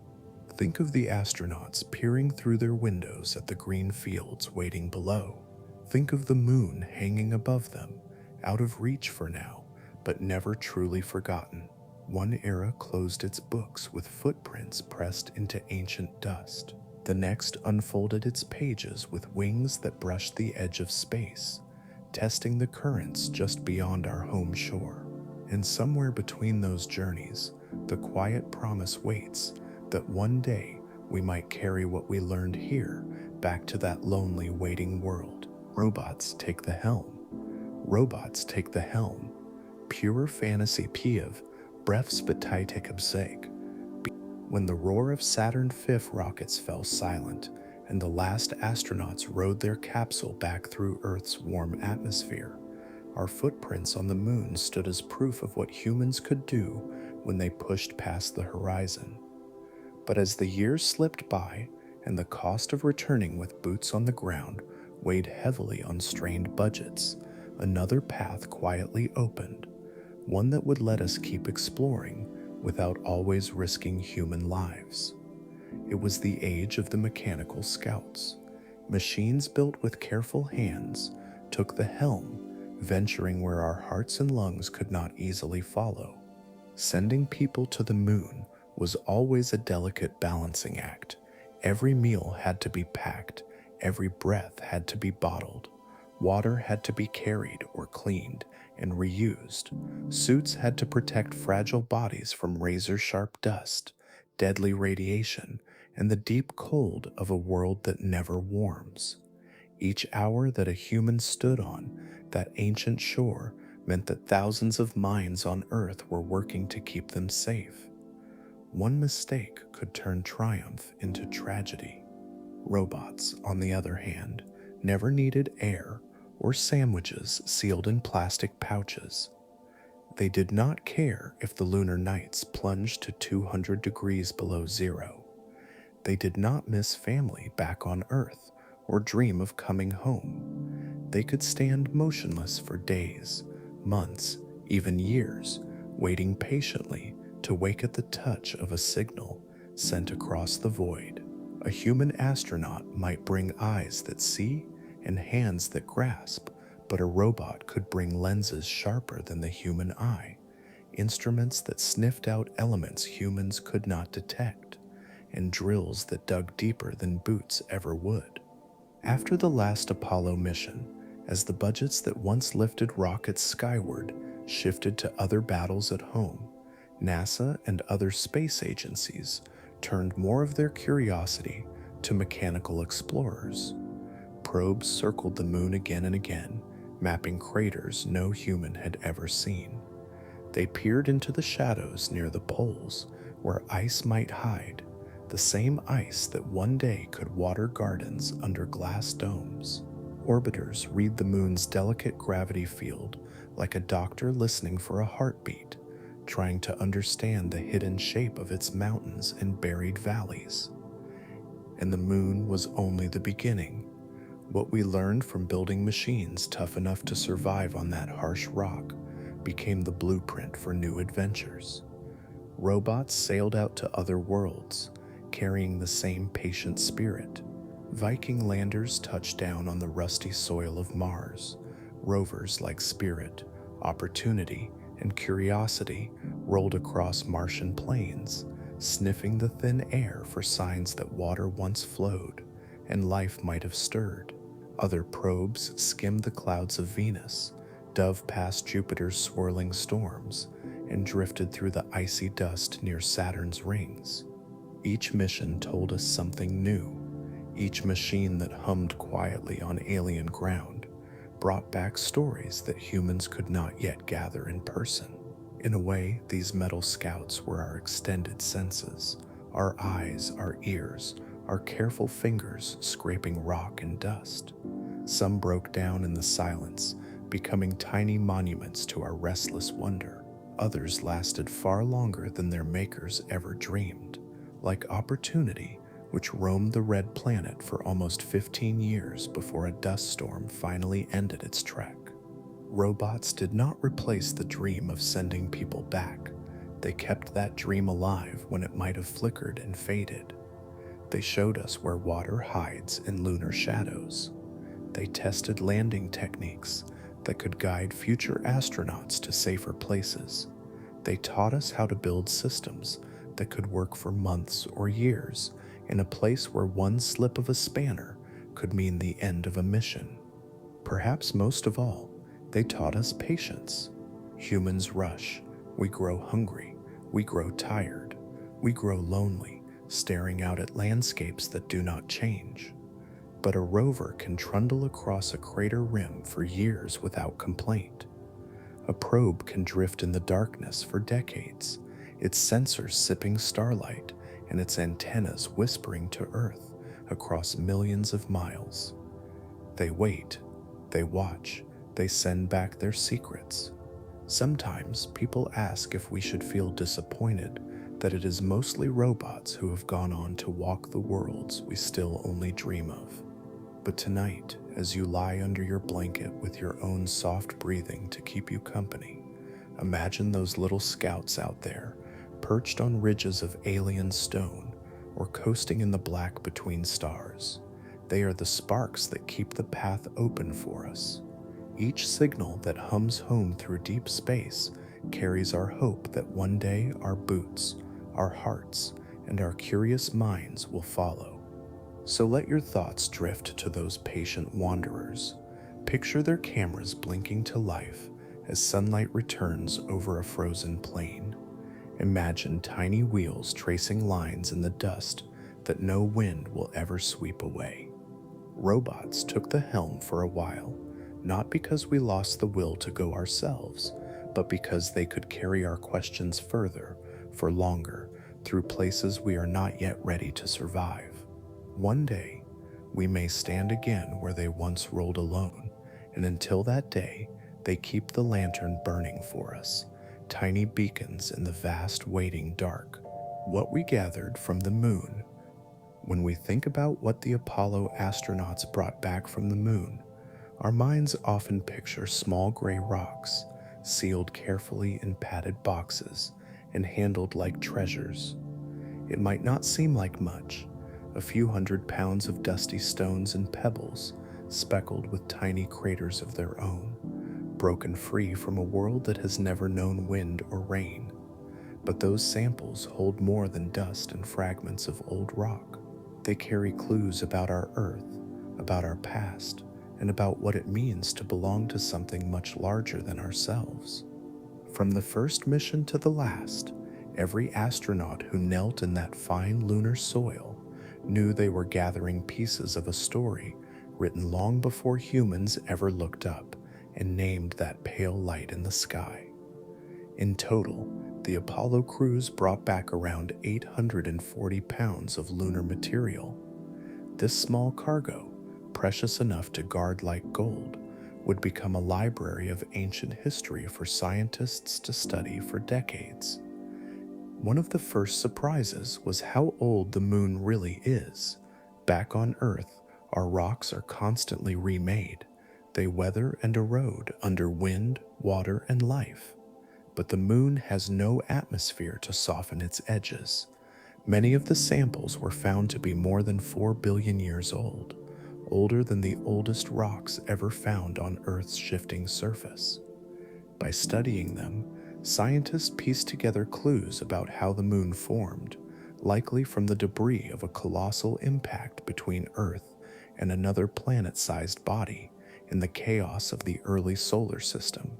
In those tiny grains and rough chunks of basalt, we learned that the moon and Earth are not just neighbors but family. The minerals in lunar rocks matched those found deep within Earth's mantle, suggesting that the moon was born from us, or at least from the same dust and fire that made us whole. Each fragment is like a time capsule, frozen at a moment when our young planet was still a roiling sea of molten rock and colliding worlds. But the rocks told more than the story of birth.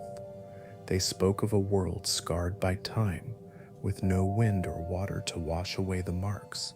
Every crater, every speck of glassy bead in that soil recorded a constant rain of meteorites and cosmic debris. The moon is our history book of impacts that once pounded Earth as well. When we read its surface, we learn what our fragile blue world survived and what might come again someday. Beyond the science, what we gathered was something softer, something less easily stored in a box or labeled in a lab. We gathered a sense of perspective. For the astronauts who looked back at Earth from that quiet, airless shore, the sight was unforgettable. A single shimmering sphere hung against the black. No borders, no battles, no noise, just a marble of swirling clouds and deep oceans. When they returned home, many spoke of how that view changed them forever. It reminded them that we are small, fragile, and astonishingly connected. The moon rocks were studied by researchers around the world, not just Americans. Tiny samples were given to other countries as gestures of peace, symbols that this achievement belonged not just to one nation, but to everyone who had ever looked up and wondered what it would be like to stand where no one had stood before.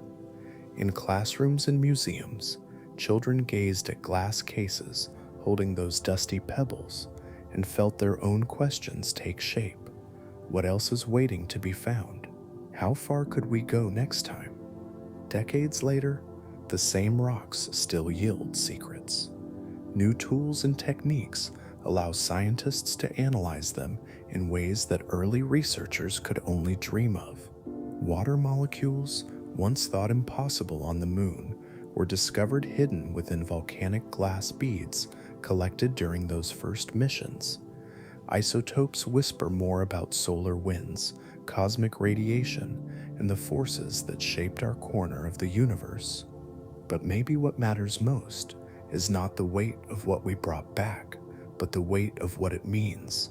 A reminder that we are explorers by nature, that we hunger for knowledge even when it is locked away in distant dust, that we can come together to touch something bigger than ourselves and bring a piece of it home to share. As you drift tonight, imagine those rocks resting quietly in dark vaults and bright labs. Imagine the scientists, young and old, leaning over microscopes and mapping tiny fractures that speak across billions of years. Let yourself feel, for a moment, that gentle connection to a world that circles above us still. The moon gave us stones and secrets, but it also gave us a glimpse of our own story, written not just in soil and rock, but in our endless desire to reach, to gather, and to understand. And that is something no tide of time can ever take away. When the last Apollo astronauts climbed the ladder and shut the hatch behind them, they left behind more than footprints and flagpoles. They left behind a question that drifted home with them, carried in the boxes of rocks and reels of film. It was a question that lingered around conference tables and echoed through dusty hallways at NASA for years to come. Had we learned enough from the moon for now, or did those pale plains still hold secrets worth the staggering cost of another human journey? The astronauts who knelt in that powdery dust did not just collect rocks. They drilled cores, snapped hundreds of photographs, and set up experiments that hummed away quietly long after their boots had lifted off. Scientists back on Earth pored over the samples and data like children reading a long-lost diary. They mapped out the moon's age, its layers of basalt and anorthosite, its craters that told of eons of collisions. They compared the moon's minerals to those deep within Earth, piecing together the story of how these two bodies might have once been one. In many ways, the big questions of that era had been answered. How old is the moon? Where did it come from? Why does its surface look like a record of impacts that Earth's wind and water would never allow to remain?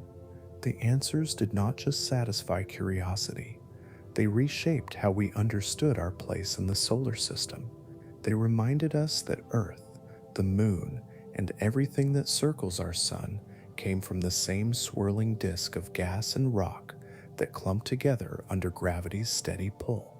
So when the costs of each mission were tallied up, more and more voices began to say that perhaps the moon's secrets could wait. Perhaps it was time to turn our eyes outward again, to worlds where no human footprints had yet been pressed into the soil. There was Venus with its dense, poisonous clouds, Mars with dry riverbeds that hinted at ancient lakes, and the possibility that life might once have found a foothold there. The outer planets called too, Jupiter's storms, Saturn's rings, the icy moons where oceans might slosh beneath frozen shells.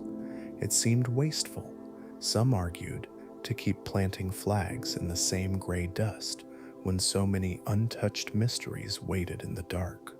And there were other reasons too, quiet but powerful. Every trip to the moon meant risking human lives in a place where help could not arrive in time. It meant shouldering the enormous cost of building rockets, capsules, and life support for people who needed air, water, and a safe return home. Machines could do some of that work instead. Probes and orbiters could circle the moon for years at a fraction of the price. They did not grow tired. They did not breathe. They did not fear the lunar night that plunged temperatures hundreds of degrees below freezing. For the scientists who had touched moon rocks with careful fingers, the idea of stepping away for a while made sense. They had enough material to study for decades. New questions could be answered not by feet on the ground, but by eyes in the sky. Satellites could map craters with stunning detail. Robotic landers could test new ideas for mining or construction. This was not giving up on the dream of the moon. It was setting it gently aside while humanity learned more, built better tools, and found reasons big enough to go back and stay. Yet not everyone agreed that the moon's lessons were finished. Some dreamed of telescopes on its far side, shielded from Earth's noisy signals, peering deeper into the universe than any orbiting observatory could. Others imagined mining helium-3 for fusion power, using the moon's unique resources to fuel the future. There were sketches of bases tucked into crater walls, their roofs blanketed with regolith to block radiation. Scientists knew that living there long-term would reveal truths about the human body, our bones, and our minds that no Earth lab could fully mimic. In the end, the world chose to wait. The big questions had been answered for now. The smaller ones, the ones that might lead to new power sources, permanent habitats, or deeper looks into space, remained, drifting quietly like the moon itself. Meanwhile, other worlds called louder. Mars, with its promise of ancient rivers and perhaps ancient life, drew more eyes than the familiar face that hung overhead each night. So tonight, as you breathe slowly and your mind drifts to that pale orb above, imagine the questions still tucked away in those silent craters. Think of the scientists who still hold small vials of gray dust, looking at them with tools their predecessors could not have dreamed of. Remember that sometimes a dream can rest without fading away. We learned so much, we needed more, and one day, when our curiosity swells again like a rising tide, perhaps we will return to gather what we left behind. The answers still waiting, patient and unchanged, under that endless star-washed sky. Gentle arguments for staying. When the last Apollo astronauts turned away from the moon's gray horizon and drifted home, they carried more than just rocks and photographs. They carried the weight of a choice that would echo through decades to come. Should we keep coming back, or should we simply look up at that pale circle in our sky and say we had learned enough? For many, the answer seemed clear. There were new worlds to visit, other questions to chase, but even as the budgets shrank and the crowds turned their eyes back to Earth's busy stories, quiet voices kept whispering that maybe, just maybe, the moon was not finished with us yet. Long before the last flag fluttered in the vacuum and the rovers were parked for good, scientists dreamed of using the moon as more than a destination. They imagined it as a platform, a stepping stone, a quiet partner in our quest to understand the universe. One of the gentlest and most persistent ideas was that the far side of the moon, forever turned away from Earth's noisy signals and spinning cities, would be the perfect place for deep space telescopes. Here, in the permanent silence, shielded from our chatter and interference, a telescope could listen for the faintest signals. It could peer into the birthplaces of stars, the edges of black holes, and the echoes of the Big Bang without the static of human technology humming in its ear.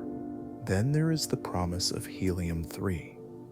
Tucked away in the upper layers of the moon's dusty soil, this rare isotope might one day fuel fusion reactors that could power cities without the same waste or danger as our fission reactors here on Earth.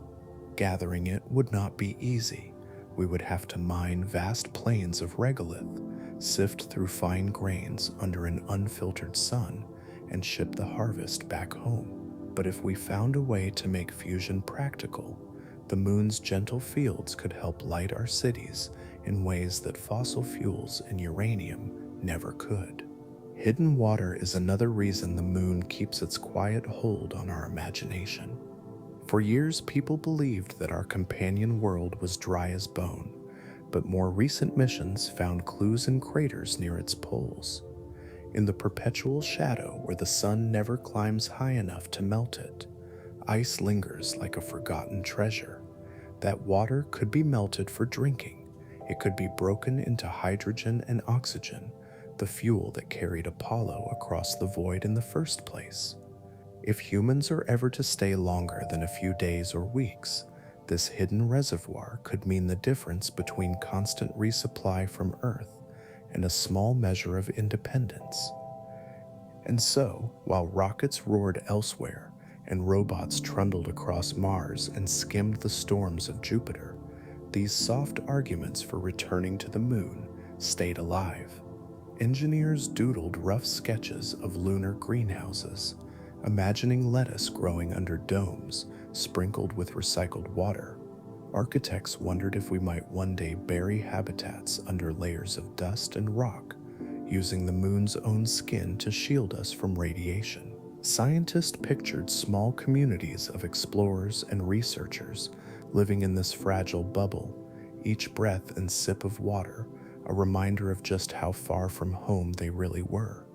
Yet each argument carried a reminder that staying would never be simple. The moon is close, just 3 days by rocket, but it remains as harsh as any place we have ever touched. Its days blaze with unfiltered sunlight. Its nights stretch on for weeks, plunging the soil into deep cold. Its surface is a minefield of tiny meteorites, each one traveling so fast that even the smallest pebble could punch through metal like paper. Staying would mean building stronger shelters, smarter suits, better life support. It would mean living with care and precision, every mistake magnified by the emptiness just beyond thin walls. Still, the whispers have never stopped. They hum in research papers, in small space agencies just starting to dream big, in private companies sketching plans for mining or tourism. They grow louder when budgets shift and rockets test new engines. They drift through classrooms where students watch old footage of grainy moonwalks and wonder why their generation has not yet added new footprints beside the old. Tonight, as you lie back and let your thoughts drift up to that patient companion in the sky, imagine those gentle arguments for staying. Picture a small telescope nestled on the far side, listening to the hum of the cosmos. Picture engineers carefully scooping pale dust into hoppers, pulling rare helium-3 from the soil grain by grain. Picture explorers gathered inside an underground habitat, sharing warm meals in a place that was never meant to hold life. The moon's promise has always been quiet. It does not demand that we come back. It simply waits, offering its frozen craters, its shadows, its hidden resources, as if to say, when you are ready to stay, I am ready too. And perhaps, someday, when our reasons are strong enough and our tools are ready, we will answer that whisper, not with another short visit, but with a new chapter written in dust and starlight, built to last. The moon's silent challenges. The moon's silent challenges. If you stand under a clear night sky and let your eyes drift upward, the moon might look calm and gentle.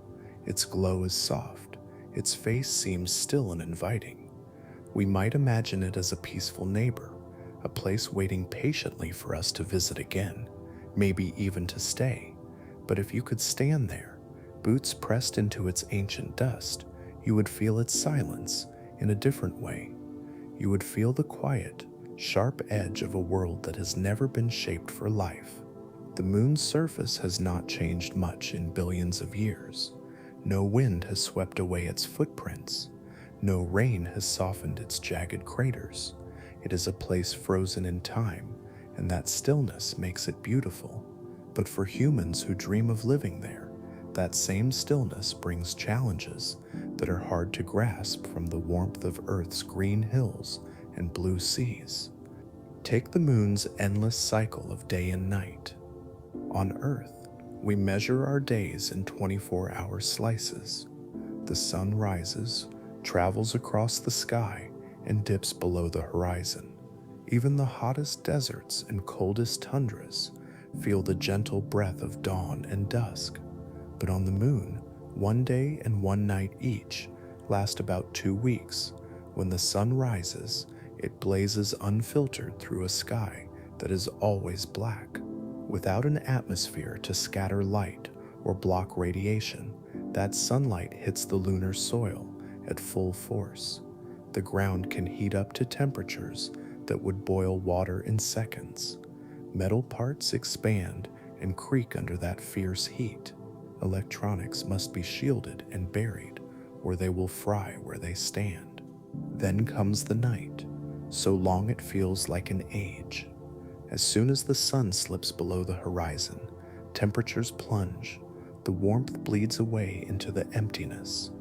There is nothing to hold on to it, no blanket of air to trap it, no ocean to store it. The same dust that was searing by day freezes rock hard. Machines grow brittle. batteries drain faster than we can store their charge. Any human shelter on the moon must be built like a cocoon, thick enough to keep out the boiling rays of the day and the icy teeth of the night, and the air, or the lack of it. On Earth, every breath is easy. We barely think of the atmosphere that hugs us close, holding in warmth, blocking deadly radiation, and giving us oxygen with each inhale. The moon has no such gift. Its surface is exposed to space itself. Cosmic rays sweep in, unchallenged. Solar winds pelt the soil. A human suit must be a personal spaceship, sealing the lungs and skin from a vacuum that would pull the warmth and moisture out in moments. Then there is the gravity, or rather the gentle pull that is only a sixth of what we feel on Earth. For short visits, this can feel like freedom. Astronauts bounce and leap like children on a playground. But over weeks or months, bones begin to weaken, muscles waste away, blood shifts in ways that can strain the heart and cloud the eyes. Any long-term home on the moon would need new ways to keep human bodies strong in a place where the ground does not hold us tight. Beyond these raw physical challenges lies the problem of distance. The moon is close by cosmic standards, just a 3-day journey if you have a rocket ready.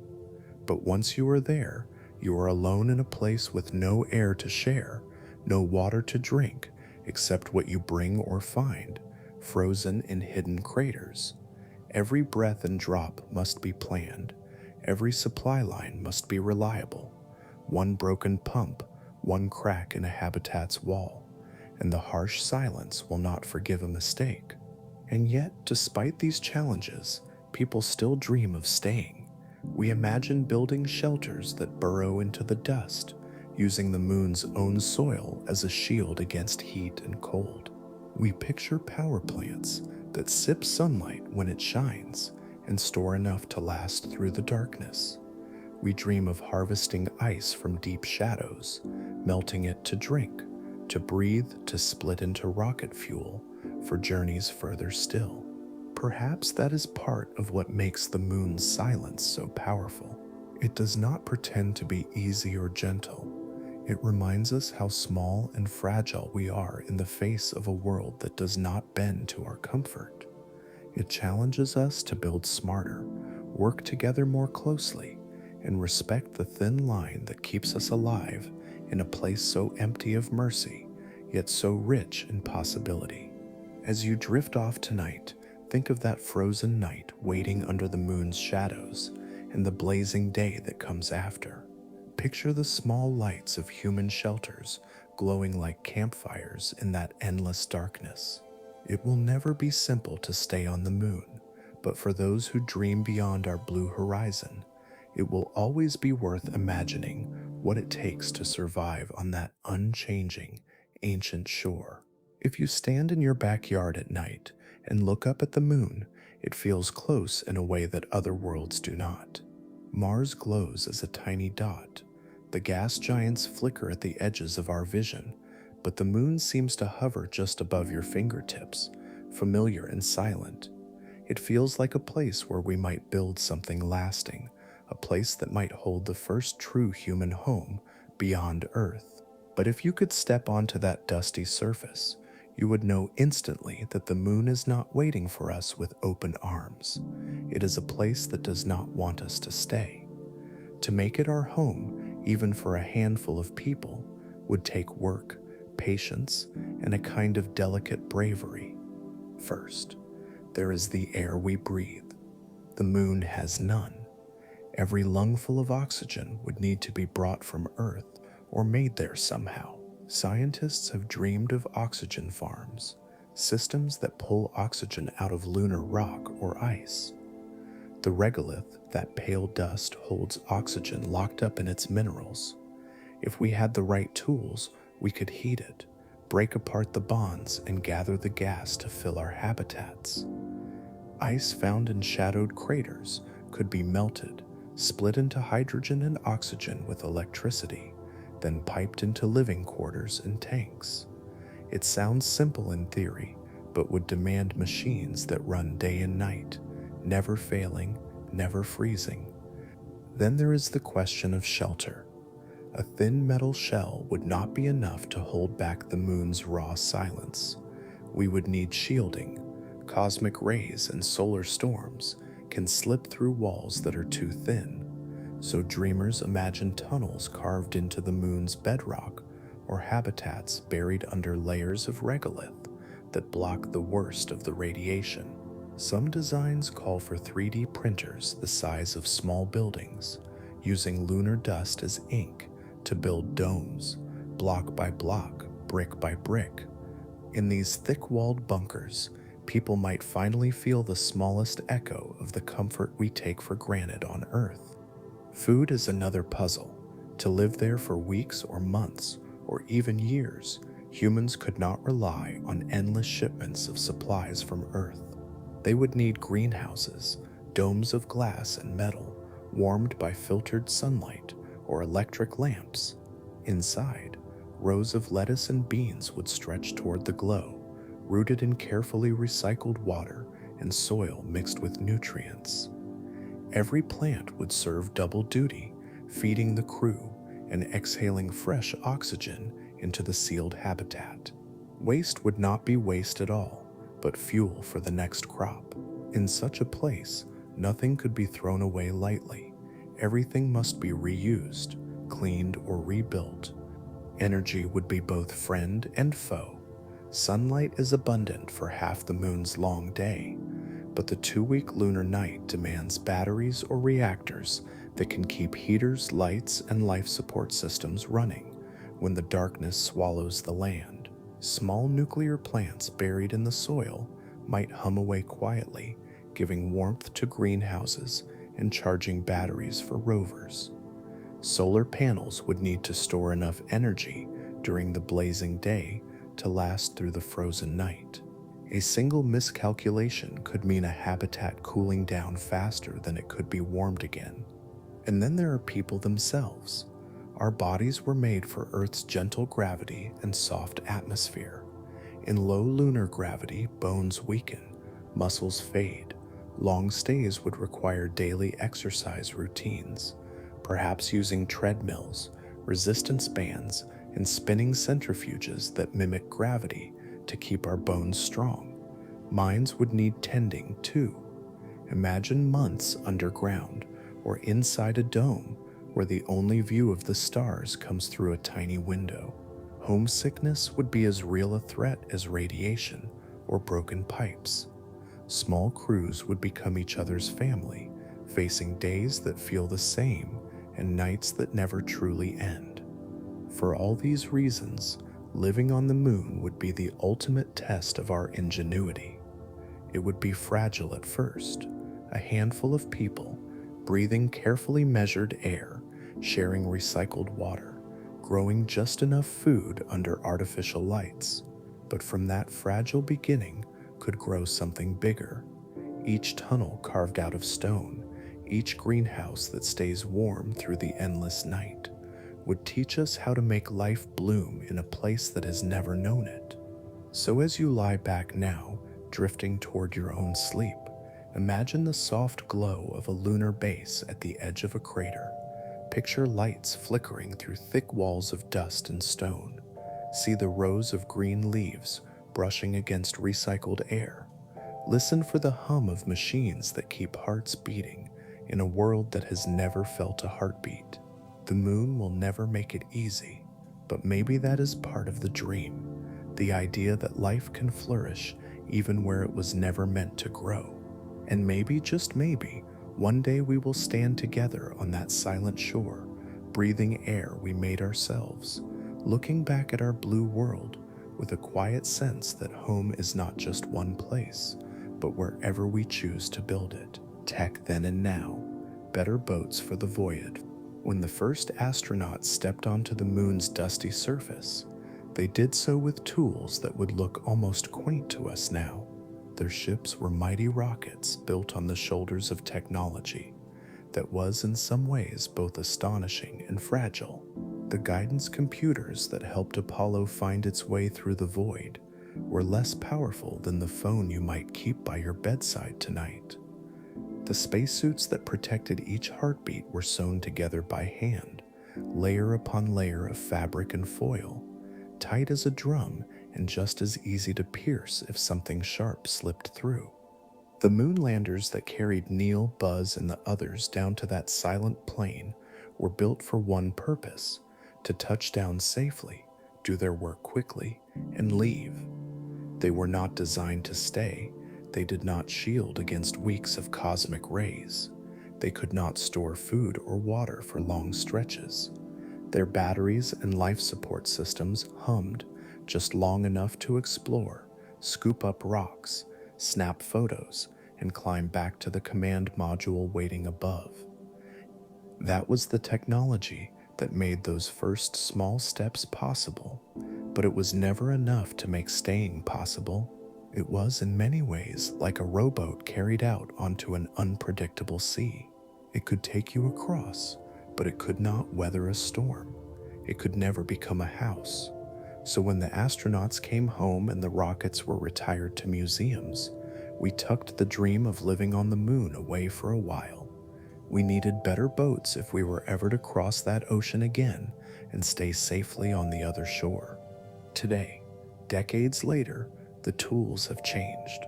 Some of them have grown quietly behind the scenes, whispering that perhaps the dream is not as impossible as it once seemed. Materials that would have made Apollo engineers gasp are now spun and woven in labs around the world. Lightweight alloys and carbon fiber can stand up to the moon's temperature swings without buckling or snapping. Insulation once used only in bulky suits is now built into panels and fabrics that could line the walls of future lunar homes. Robotics, too, have come a long way since the days when astronauts knelt in the dust with scoops and tongs. Machines can now walk, crawl, or roll across alien landscapes without a tether.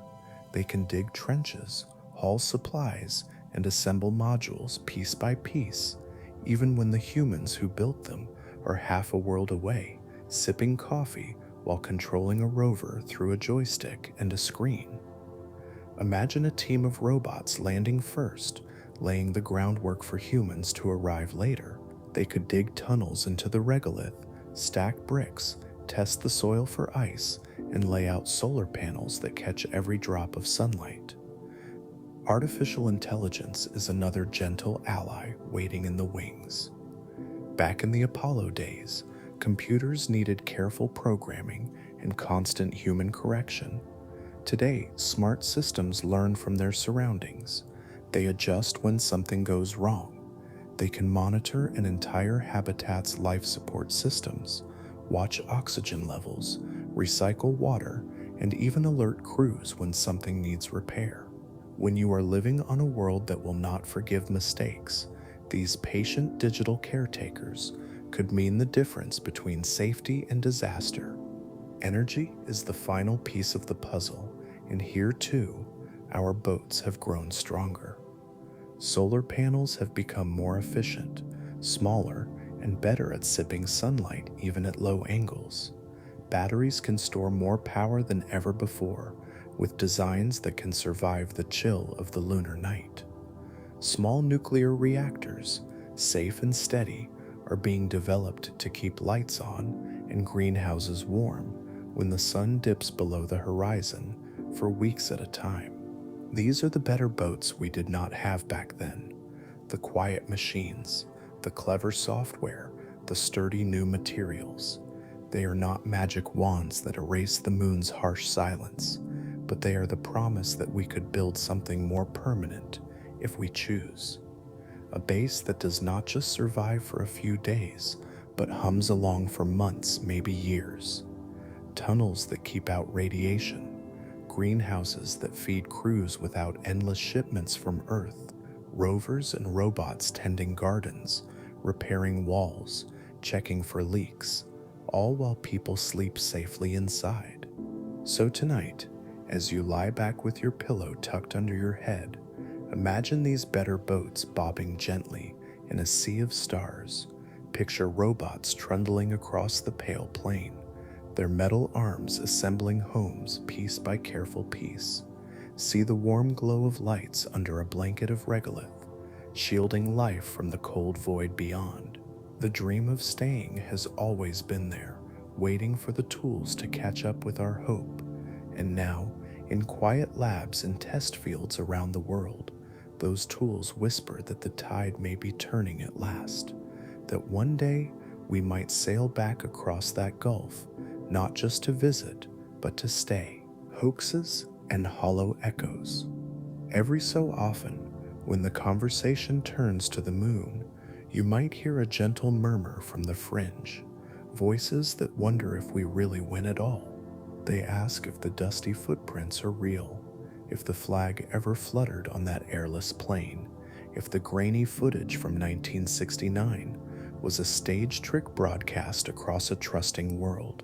These whispers have lingered for decades, feeding on our natural curiosity and our love for mysteries that rattle the corners of certainty. It is not hard to see why these doubts take root. The moon feels so impossibly far away. Most of us have never seen its surface through anything more powerful than a backyard telescope. We live surrounded by concrete and city lights, oceans and green forests. Yet the idea of men in fragile suits walking on a world without air seems more like a dream than a dusty chapter from history. In the shadowy corners of the internet, old black and white clips get replayed, slowed down, zoomed in. People point to odd reflections, to shadows they claim fall the wrong way, to the way the flag rippled for a moment when it was planted in that powdery soil. It is easy to get lost in these hollow echoes, but when you come back to the gentle facts, you find the quiet truth is still waiting. The footprints are still there. No wind has come to sweep them away. No rain has fallen to wash them smooth. They rest in the lunar dust exactly as they were pressed more than half a century ago, untouched except by the soft shower of tiny micrometeorites. If you could stand there now, you would see the same boot marks winding away from the landers, the faint trails of rovers etched like pencil lines across the gray. And there is the evidence we can still touch with our own light. In the Sea of Tranquility and other landing sites, astronauts left something that is impossible to fake: special mirrors called retroreflectors. These small panels, no larger than a suitcase, are designed to bounce laser beams sent from Earth straight back to where they came from.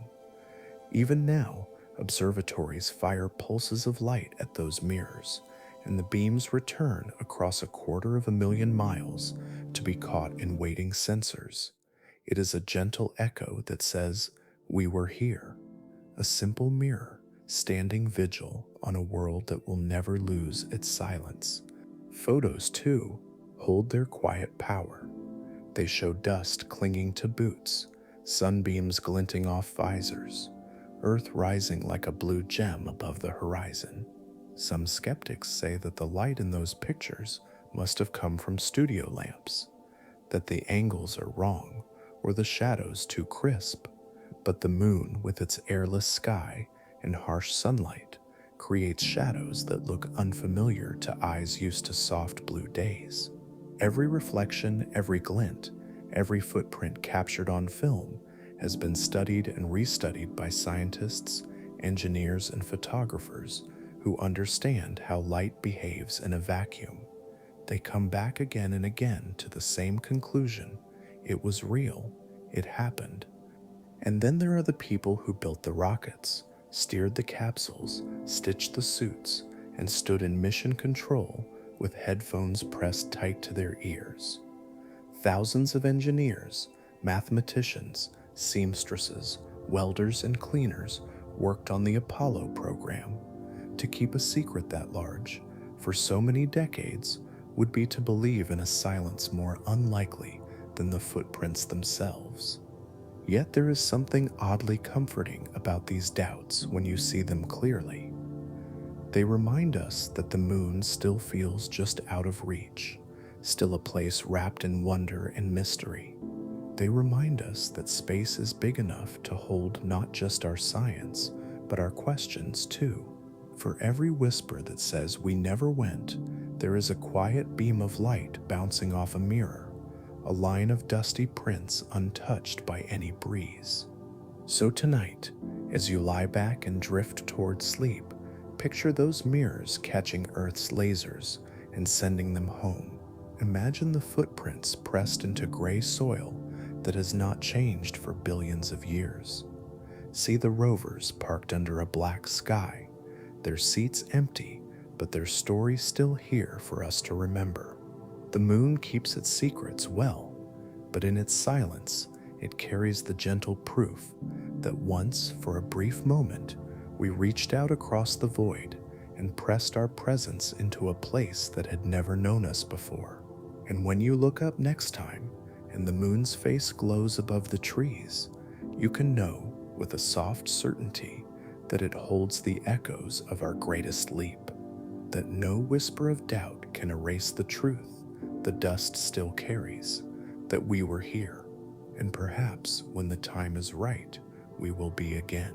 Astronauts who dream of return, astronauts who dream of return.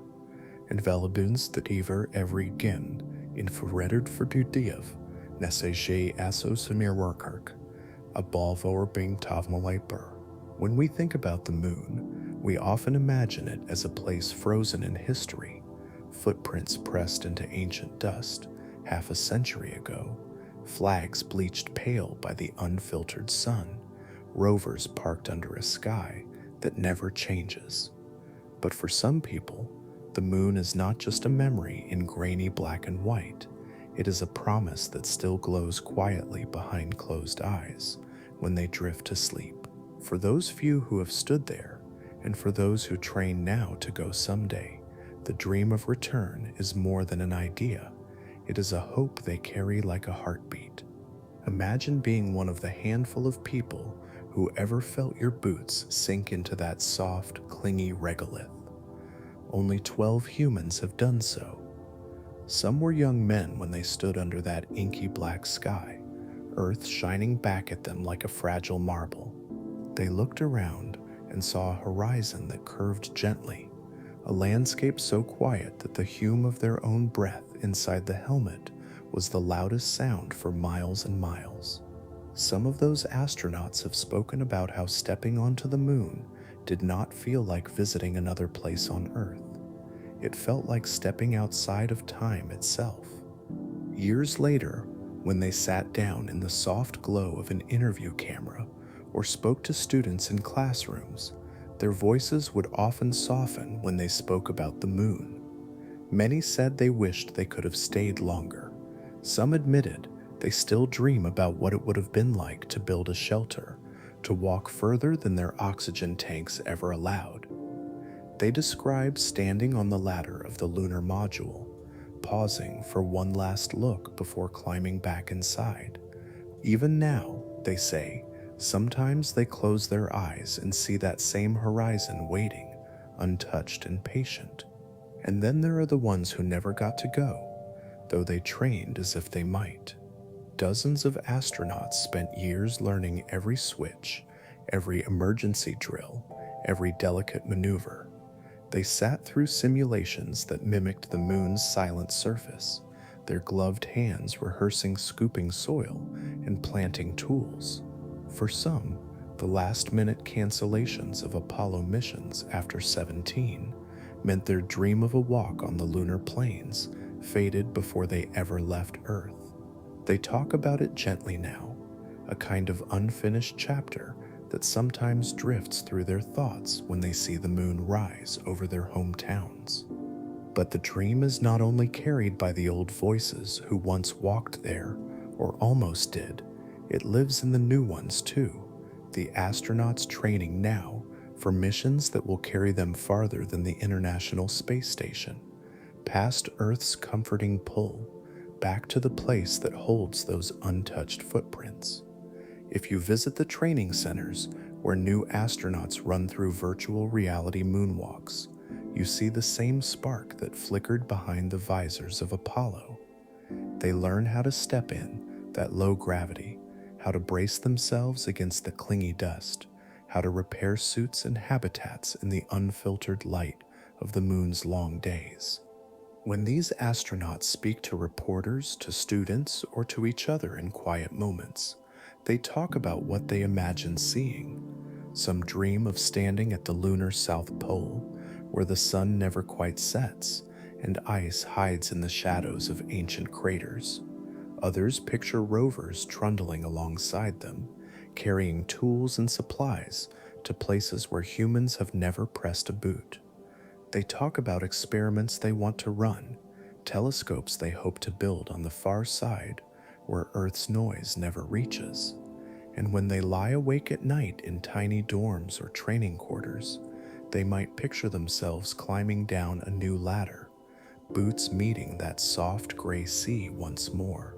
For all their careful training and high-tech suits, these astronauts carry something very human, the same wonder that lives in children who stand in backyards pointing up at the full moon. They know the danger, they know the cost. They have studied the harsh truths, the radiation, the freezing shadows, the boiling daylight. But when they close their eyes, they see not only the hazards, but the possibility of a new beginning, a place where humans could write the next chapter of our story, in dust and light, on a world that has waited so long for us to come back.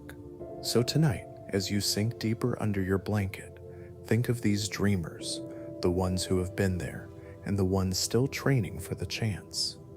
Somewhere in a quiet room, an astronaut might be drifting off, the moon's patient horizon glowing behind their eyelids. They know that the footprints are still there, waiting for new ones to stand beside them. And they carry the gentle hope that someday soon they will walk out under that black sky again and feel the hush of that distant shore welcome them home. A rising tide, Artemis and new sailors. If you look up at the moon tonight, you might notice how unchanged it seems. Those gray plains and cratered seas look just as they did the first time humans pressed their boots into that ancient dust. But somewhere below that quiet glow, on our own restless Earth, people are moving once again, in control rooms, in factories, and in bright classrooms where maps of the moon hang alongside new blueprints. A gentle tide is rising. For the first time in decades, more than whispers fill the space between dream and plan. New sailors are preparing to set their sights on old shores. At the heart of this fresh wave is Artemis, NASA's promise that we will return to the moon, not just for footprints and flags, but to build something that stays. The Artemis program carries the name of Apollo's twin sister from ancient myths, a reminder that we are not just repeating history, but rewriting it with new hands and new hopes. Artemis is not one rocket, but a whole fleet of ideas, massive launch systems, new crew capsules, planned lunar landers, and orbiting stations that could circle the moon like a tiny harbor in the sky.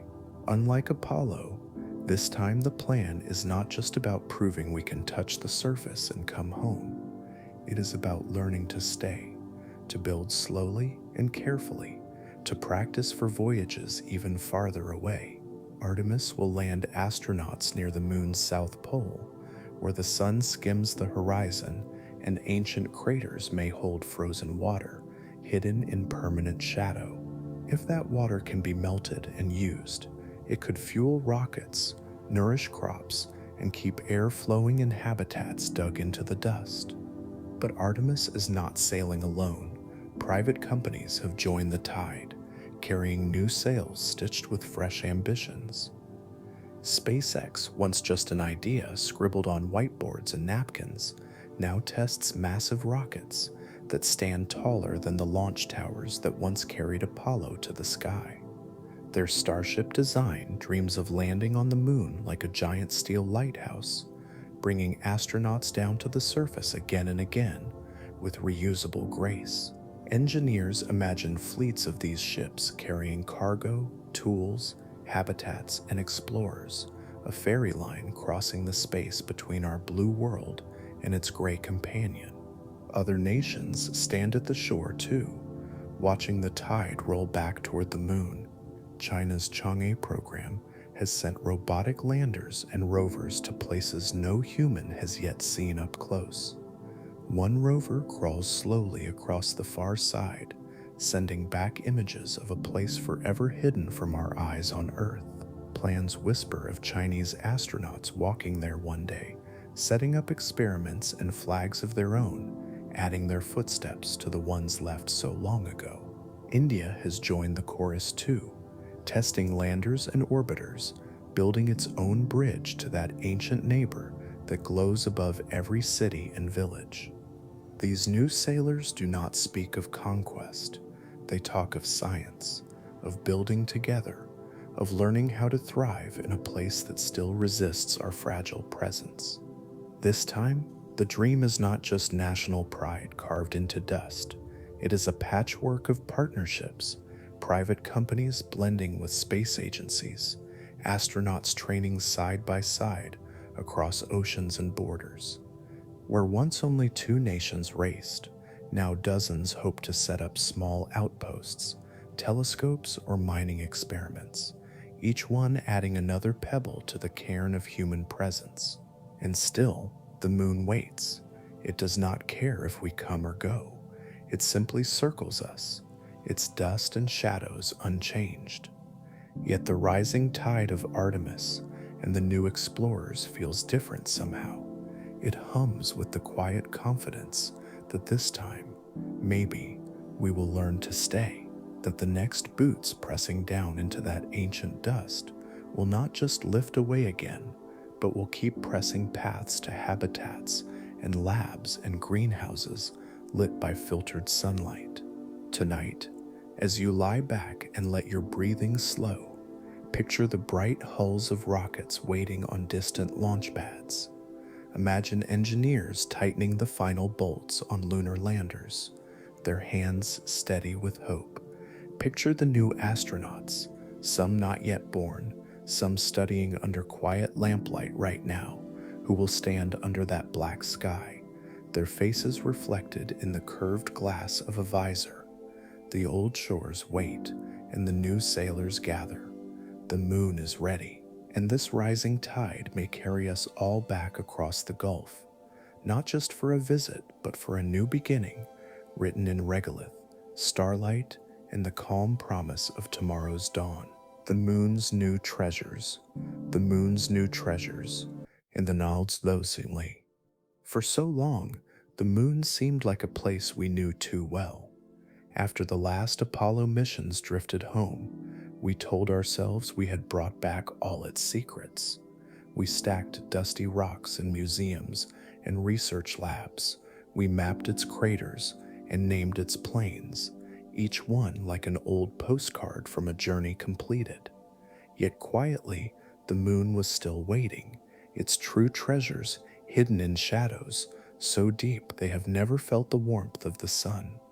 Now, as new missions draw plans on star charts and engineers test ships that might sail back to that silent shore, people are looking again at the moon, not as a barren rock, but as a place that holds resources and possibilities that could change the way we live in space.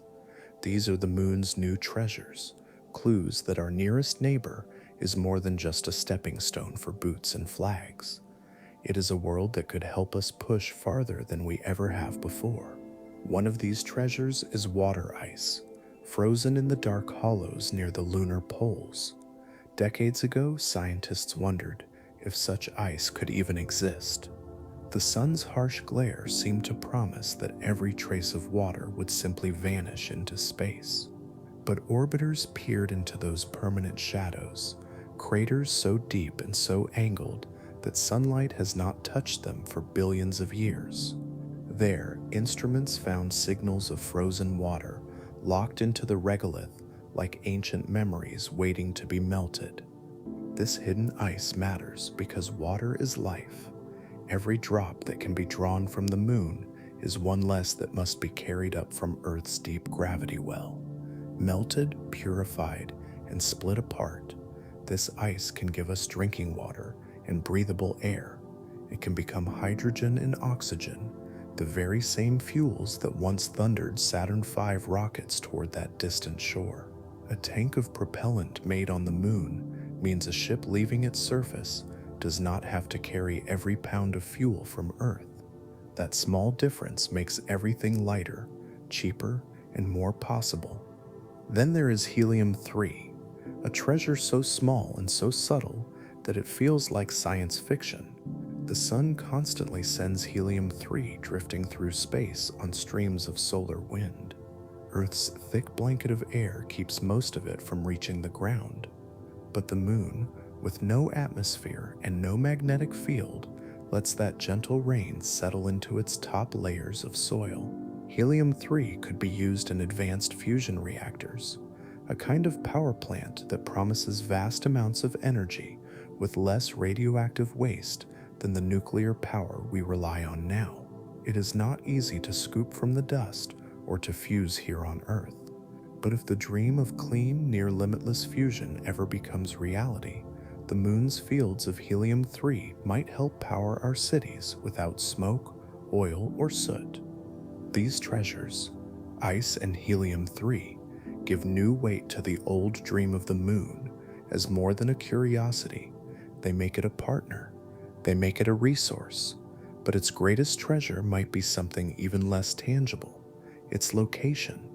The moon sits like a quiet harbor on the edge of Earth's gravitational seas. It is close enough to reach in days, yet far enough that it tests every skill and technology we need to travel deeper into the solar system.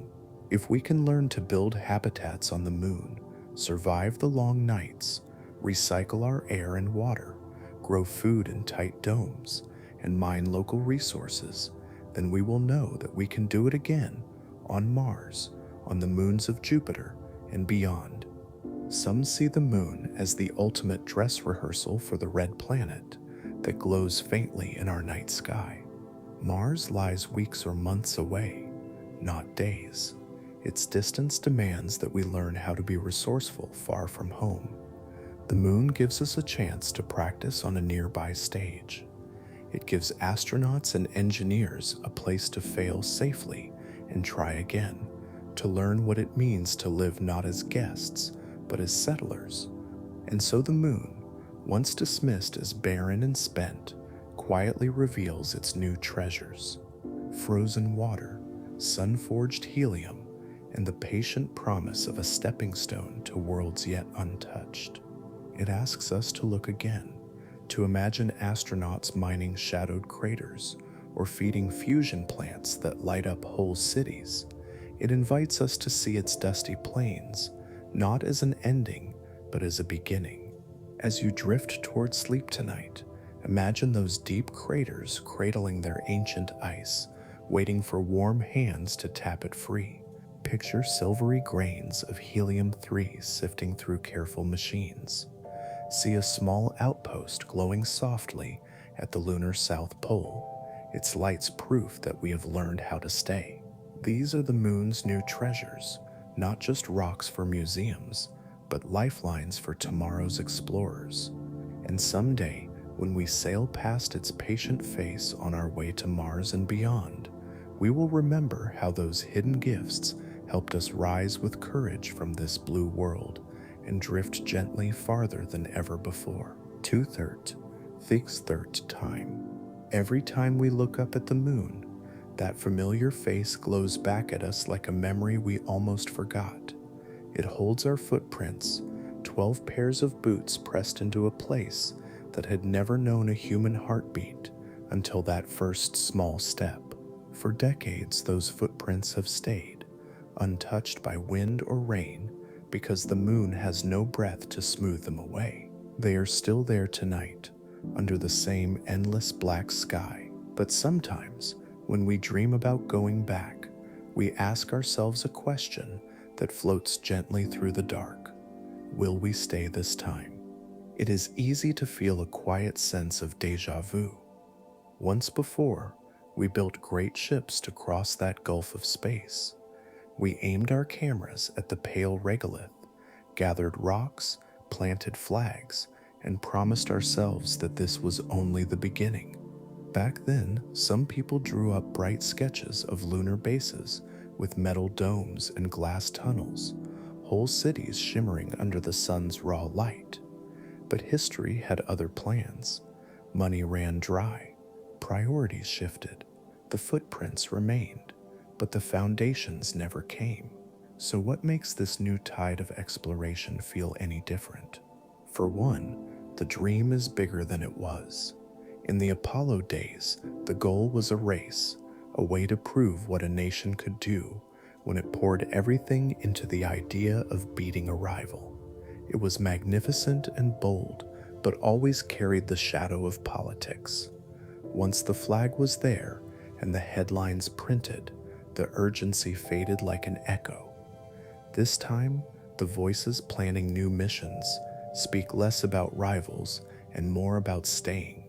They speak of building in careful steps, learning how to thrive in that harsh, beautiful place, instead of just planting a flag and rushing home. Artemis is part of this shift.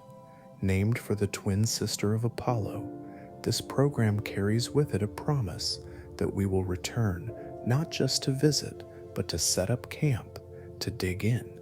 The missions aim to land near the moon's south pole, where sunlight lingers on mountain peaks and frozen craters cradle water that could become air, fuel, or the gentle steam of a hot drink after a long walk across the plains.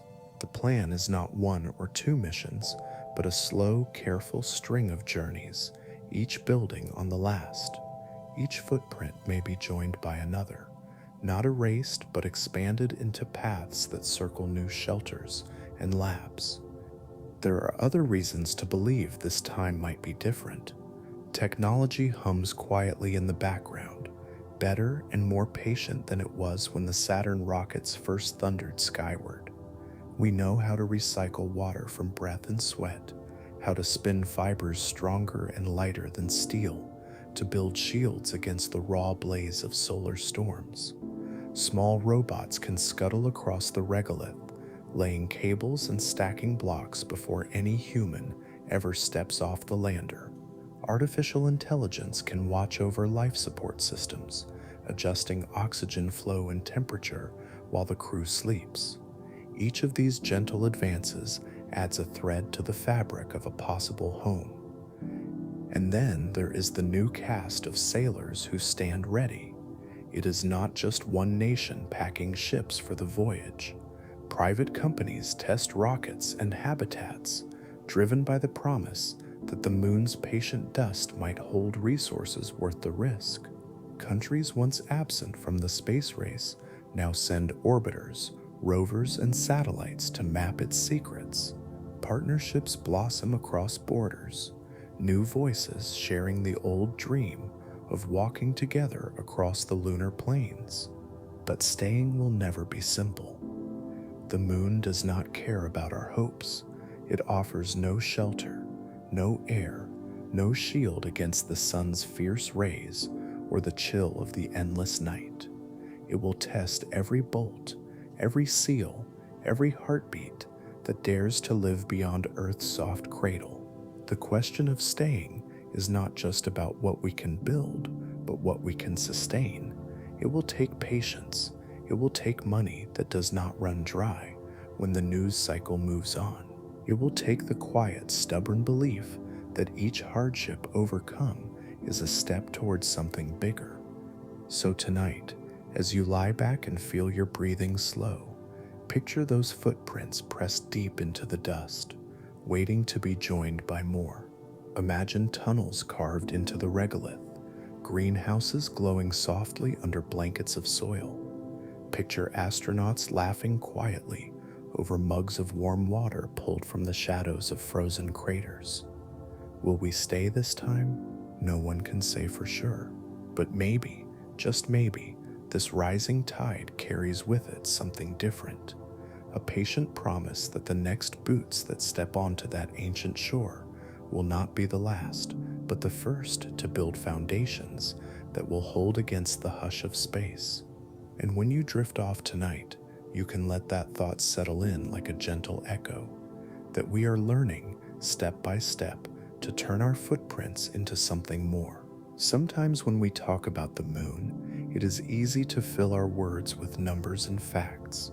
We talk about craters measured in miles across, about frozen water hidden in shadows colder than anything on Earth, about missions that cost billions and rockets that thunder skyward with human hopes packed carefully inside. But beneath all the science and the engineering, there is something quieter that keeps the moon close to us. It is the gentle tug it has always had on our hearts. Long before we sent astronauts to press their boots into its dusty plains, the moon was our first lighthouse in the sky. Ancient people looked up and traced its phases with sticks on cave walls. Farmers planted seeds by its glow. Fishermen pushed boats from the shore when its pull on the tides promised better nets. Poets wrote verses by candlelight, imagining the moon as a guardian of secrets, a patient listener to our worries, whispered into the dark. It is strange to think that the same moon that holds our old myths and lullabies also carries our greatest technological leaps. It is both timeless and touched by our footprints. It is both untouched by time and marked by our stories. If you stand outside on a crisp night and look up, it does not matter whether you know about its regolith or the reflectors we left behind. You feel its glow anyway, soft as a memory. Some truths do not need explaining. Ask any astronaut who has been there, and you will hear how the moon changes the way they see Earth. Hanging above that dusty horizon, Earth looks impossibly small, a bright marble floating in a black sea. Borders and cities disappear. The wars and worries that fill the news back home seem softer, almost quieted by distance. From the moon, we see ourselves as we really are, fragile, beautiful, and very much together. It is no wonder that when those astronauts returned, they spoke about the moon with a poet's hush. It became more than rock and dust. It became a mirror for us to see ourselves. Yet you do not need to ride a rocket to feel that tug. Children feel it when they stand barefoot in the yard, pointing tiny fingers at that pale light hanging above the rooftops. Lovers feel it when they sit under a full moon, imagining that the same light touches the one they miss far away. Poets feel it when they wake at 3 in the morning, words flowing like tides pulled by a silver coin in the sky. Even sleepy eyes feel it, yours and mine, when we lie back in bed and let our thoughts drift beyond the ceiling and the trees, up to that quiet face that never turns away. In some ways, that gentle pull is why we keep dreaming of going back. It is not just for ice or helium or bases buried in the soil.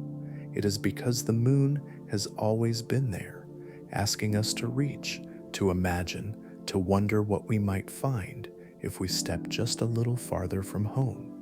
It is a reminder that our curiosity is not a thing to hush, but to follow, like a trail of footprints leading away from the known into the possible. The moon's pull is patient. It waits for the next generation of dreamers to grow up, for engineers to draft new blueprints, for astronauts to lace up boots that will press fresh prints beside the old ones. It whispers that no matter how long we stay away, its plains and peaks will be waiting. It promises that when we look up, there will always be more stories to tell, more mysteries tucked into those shadows, more poems waiting to be written by sleepy minds gazing through frosty windows. Tonight, as you settle under your blanket and breathe a little slower, you might feel that gentle tug too. Maybe you see the moon through your window, or maybe you just feel its glow behind your eyelids as you drift. Know that you are not alone in that small wonder. Somewhere a child is pointing up with wide eyes. Somewhere an old astronaut remembers the crunch of dust under a boot. Somewhere a poet bends over a notebook by lamplight, trying to catch the moon in a line of words. So let the moon pull you a little closer tonight. Let it remind you that some questions are worth asking, even if they have no final answer.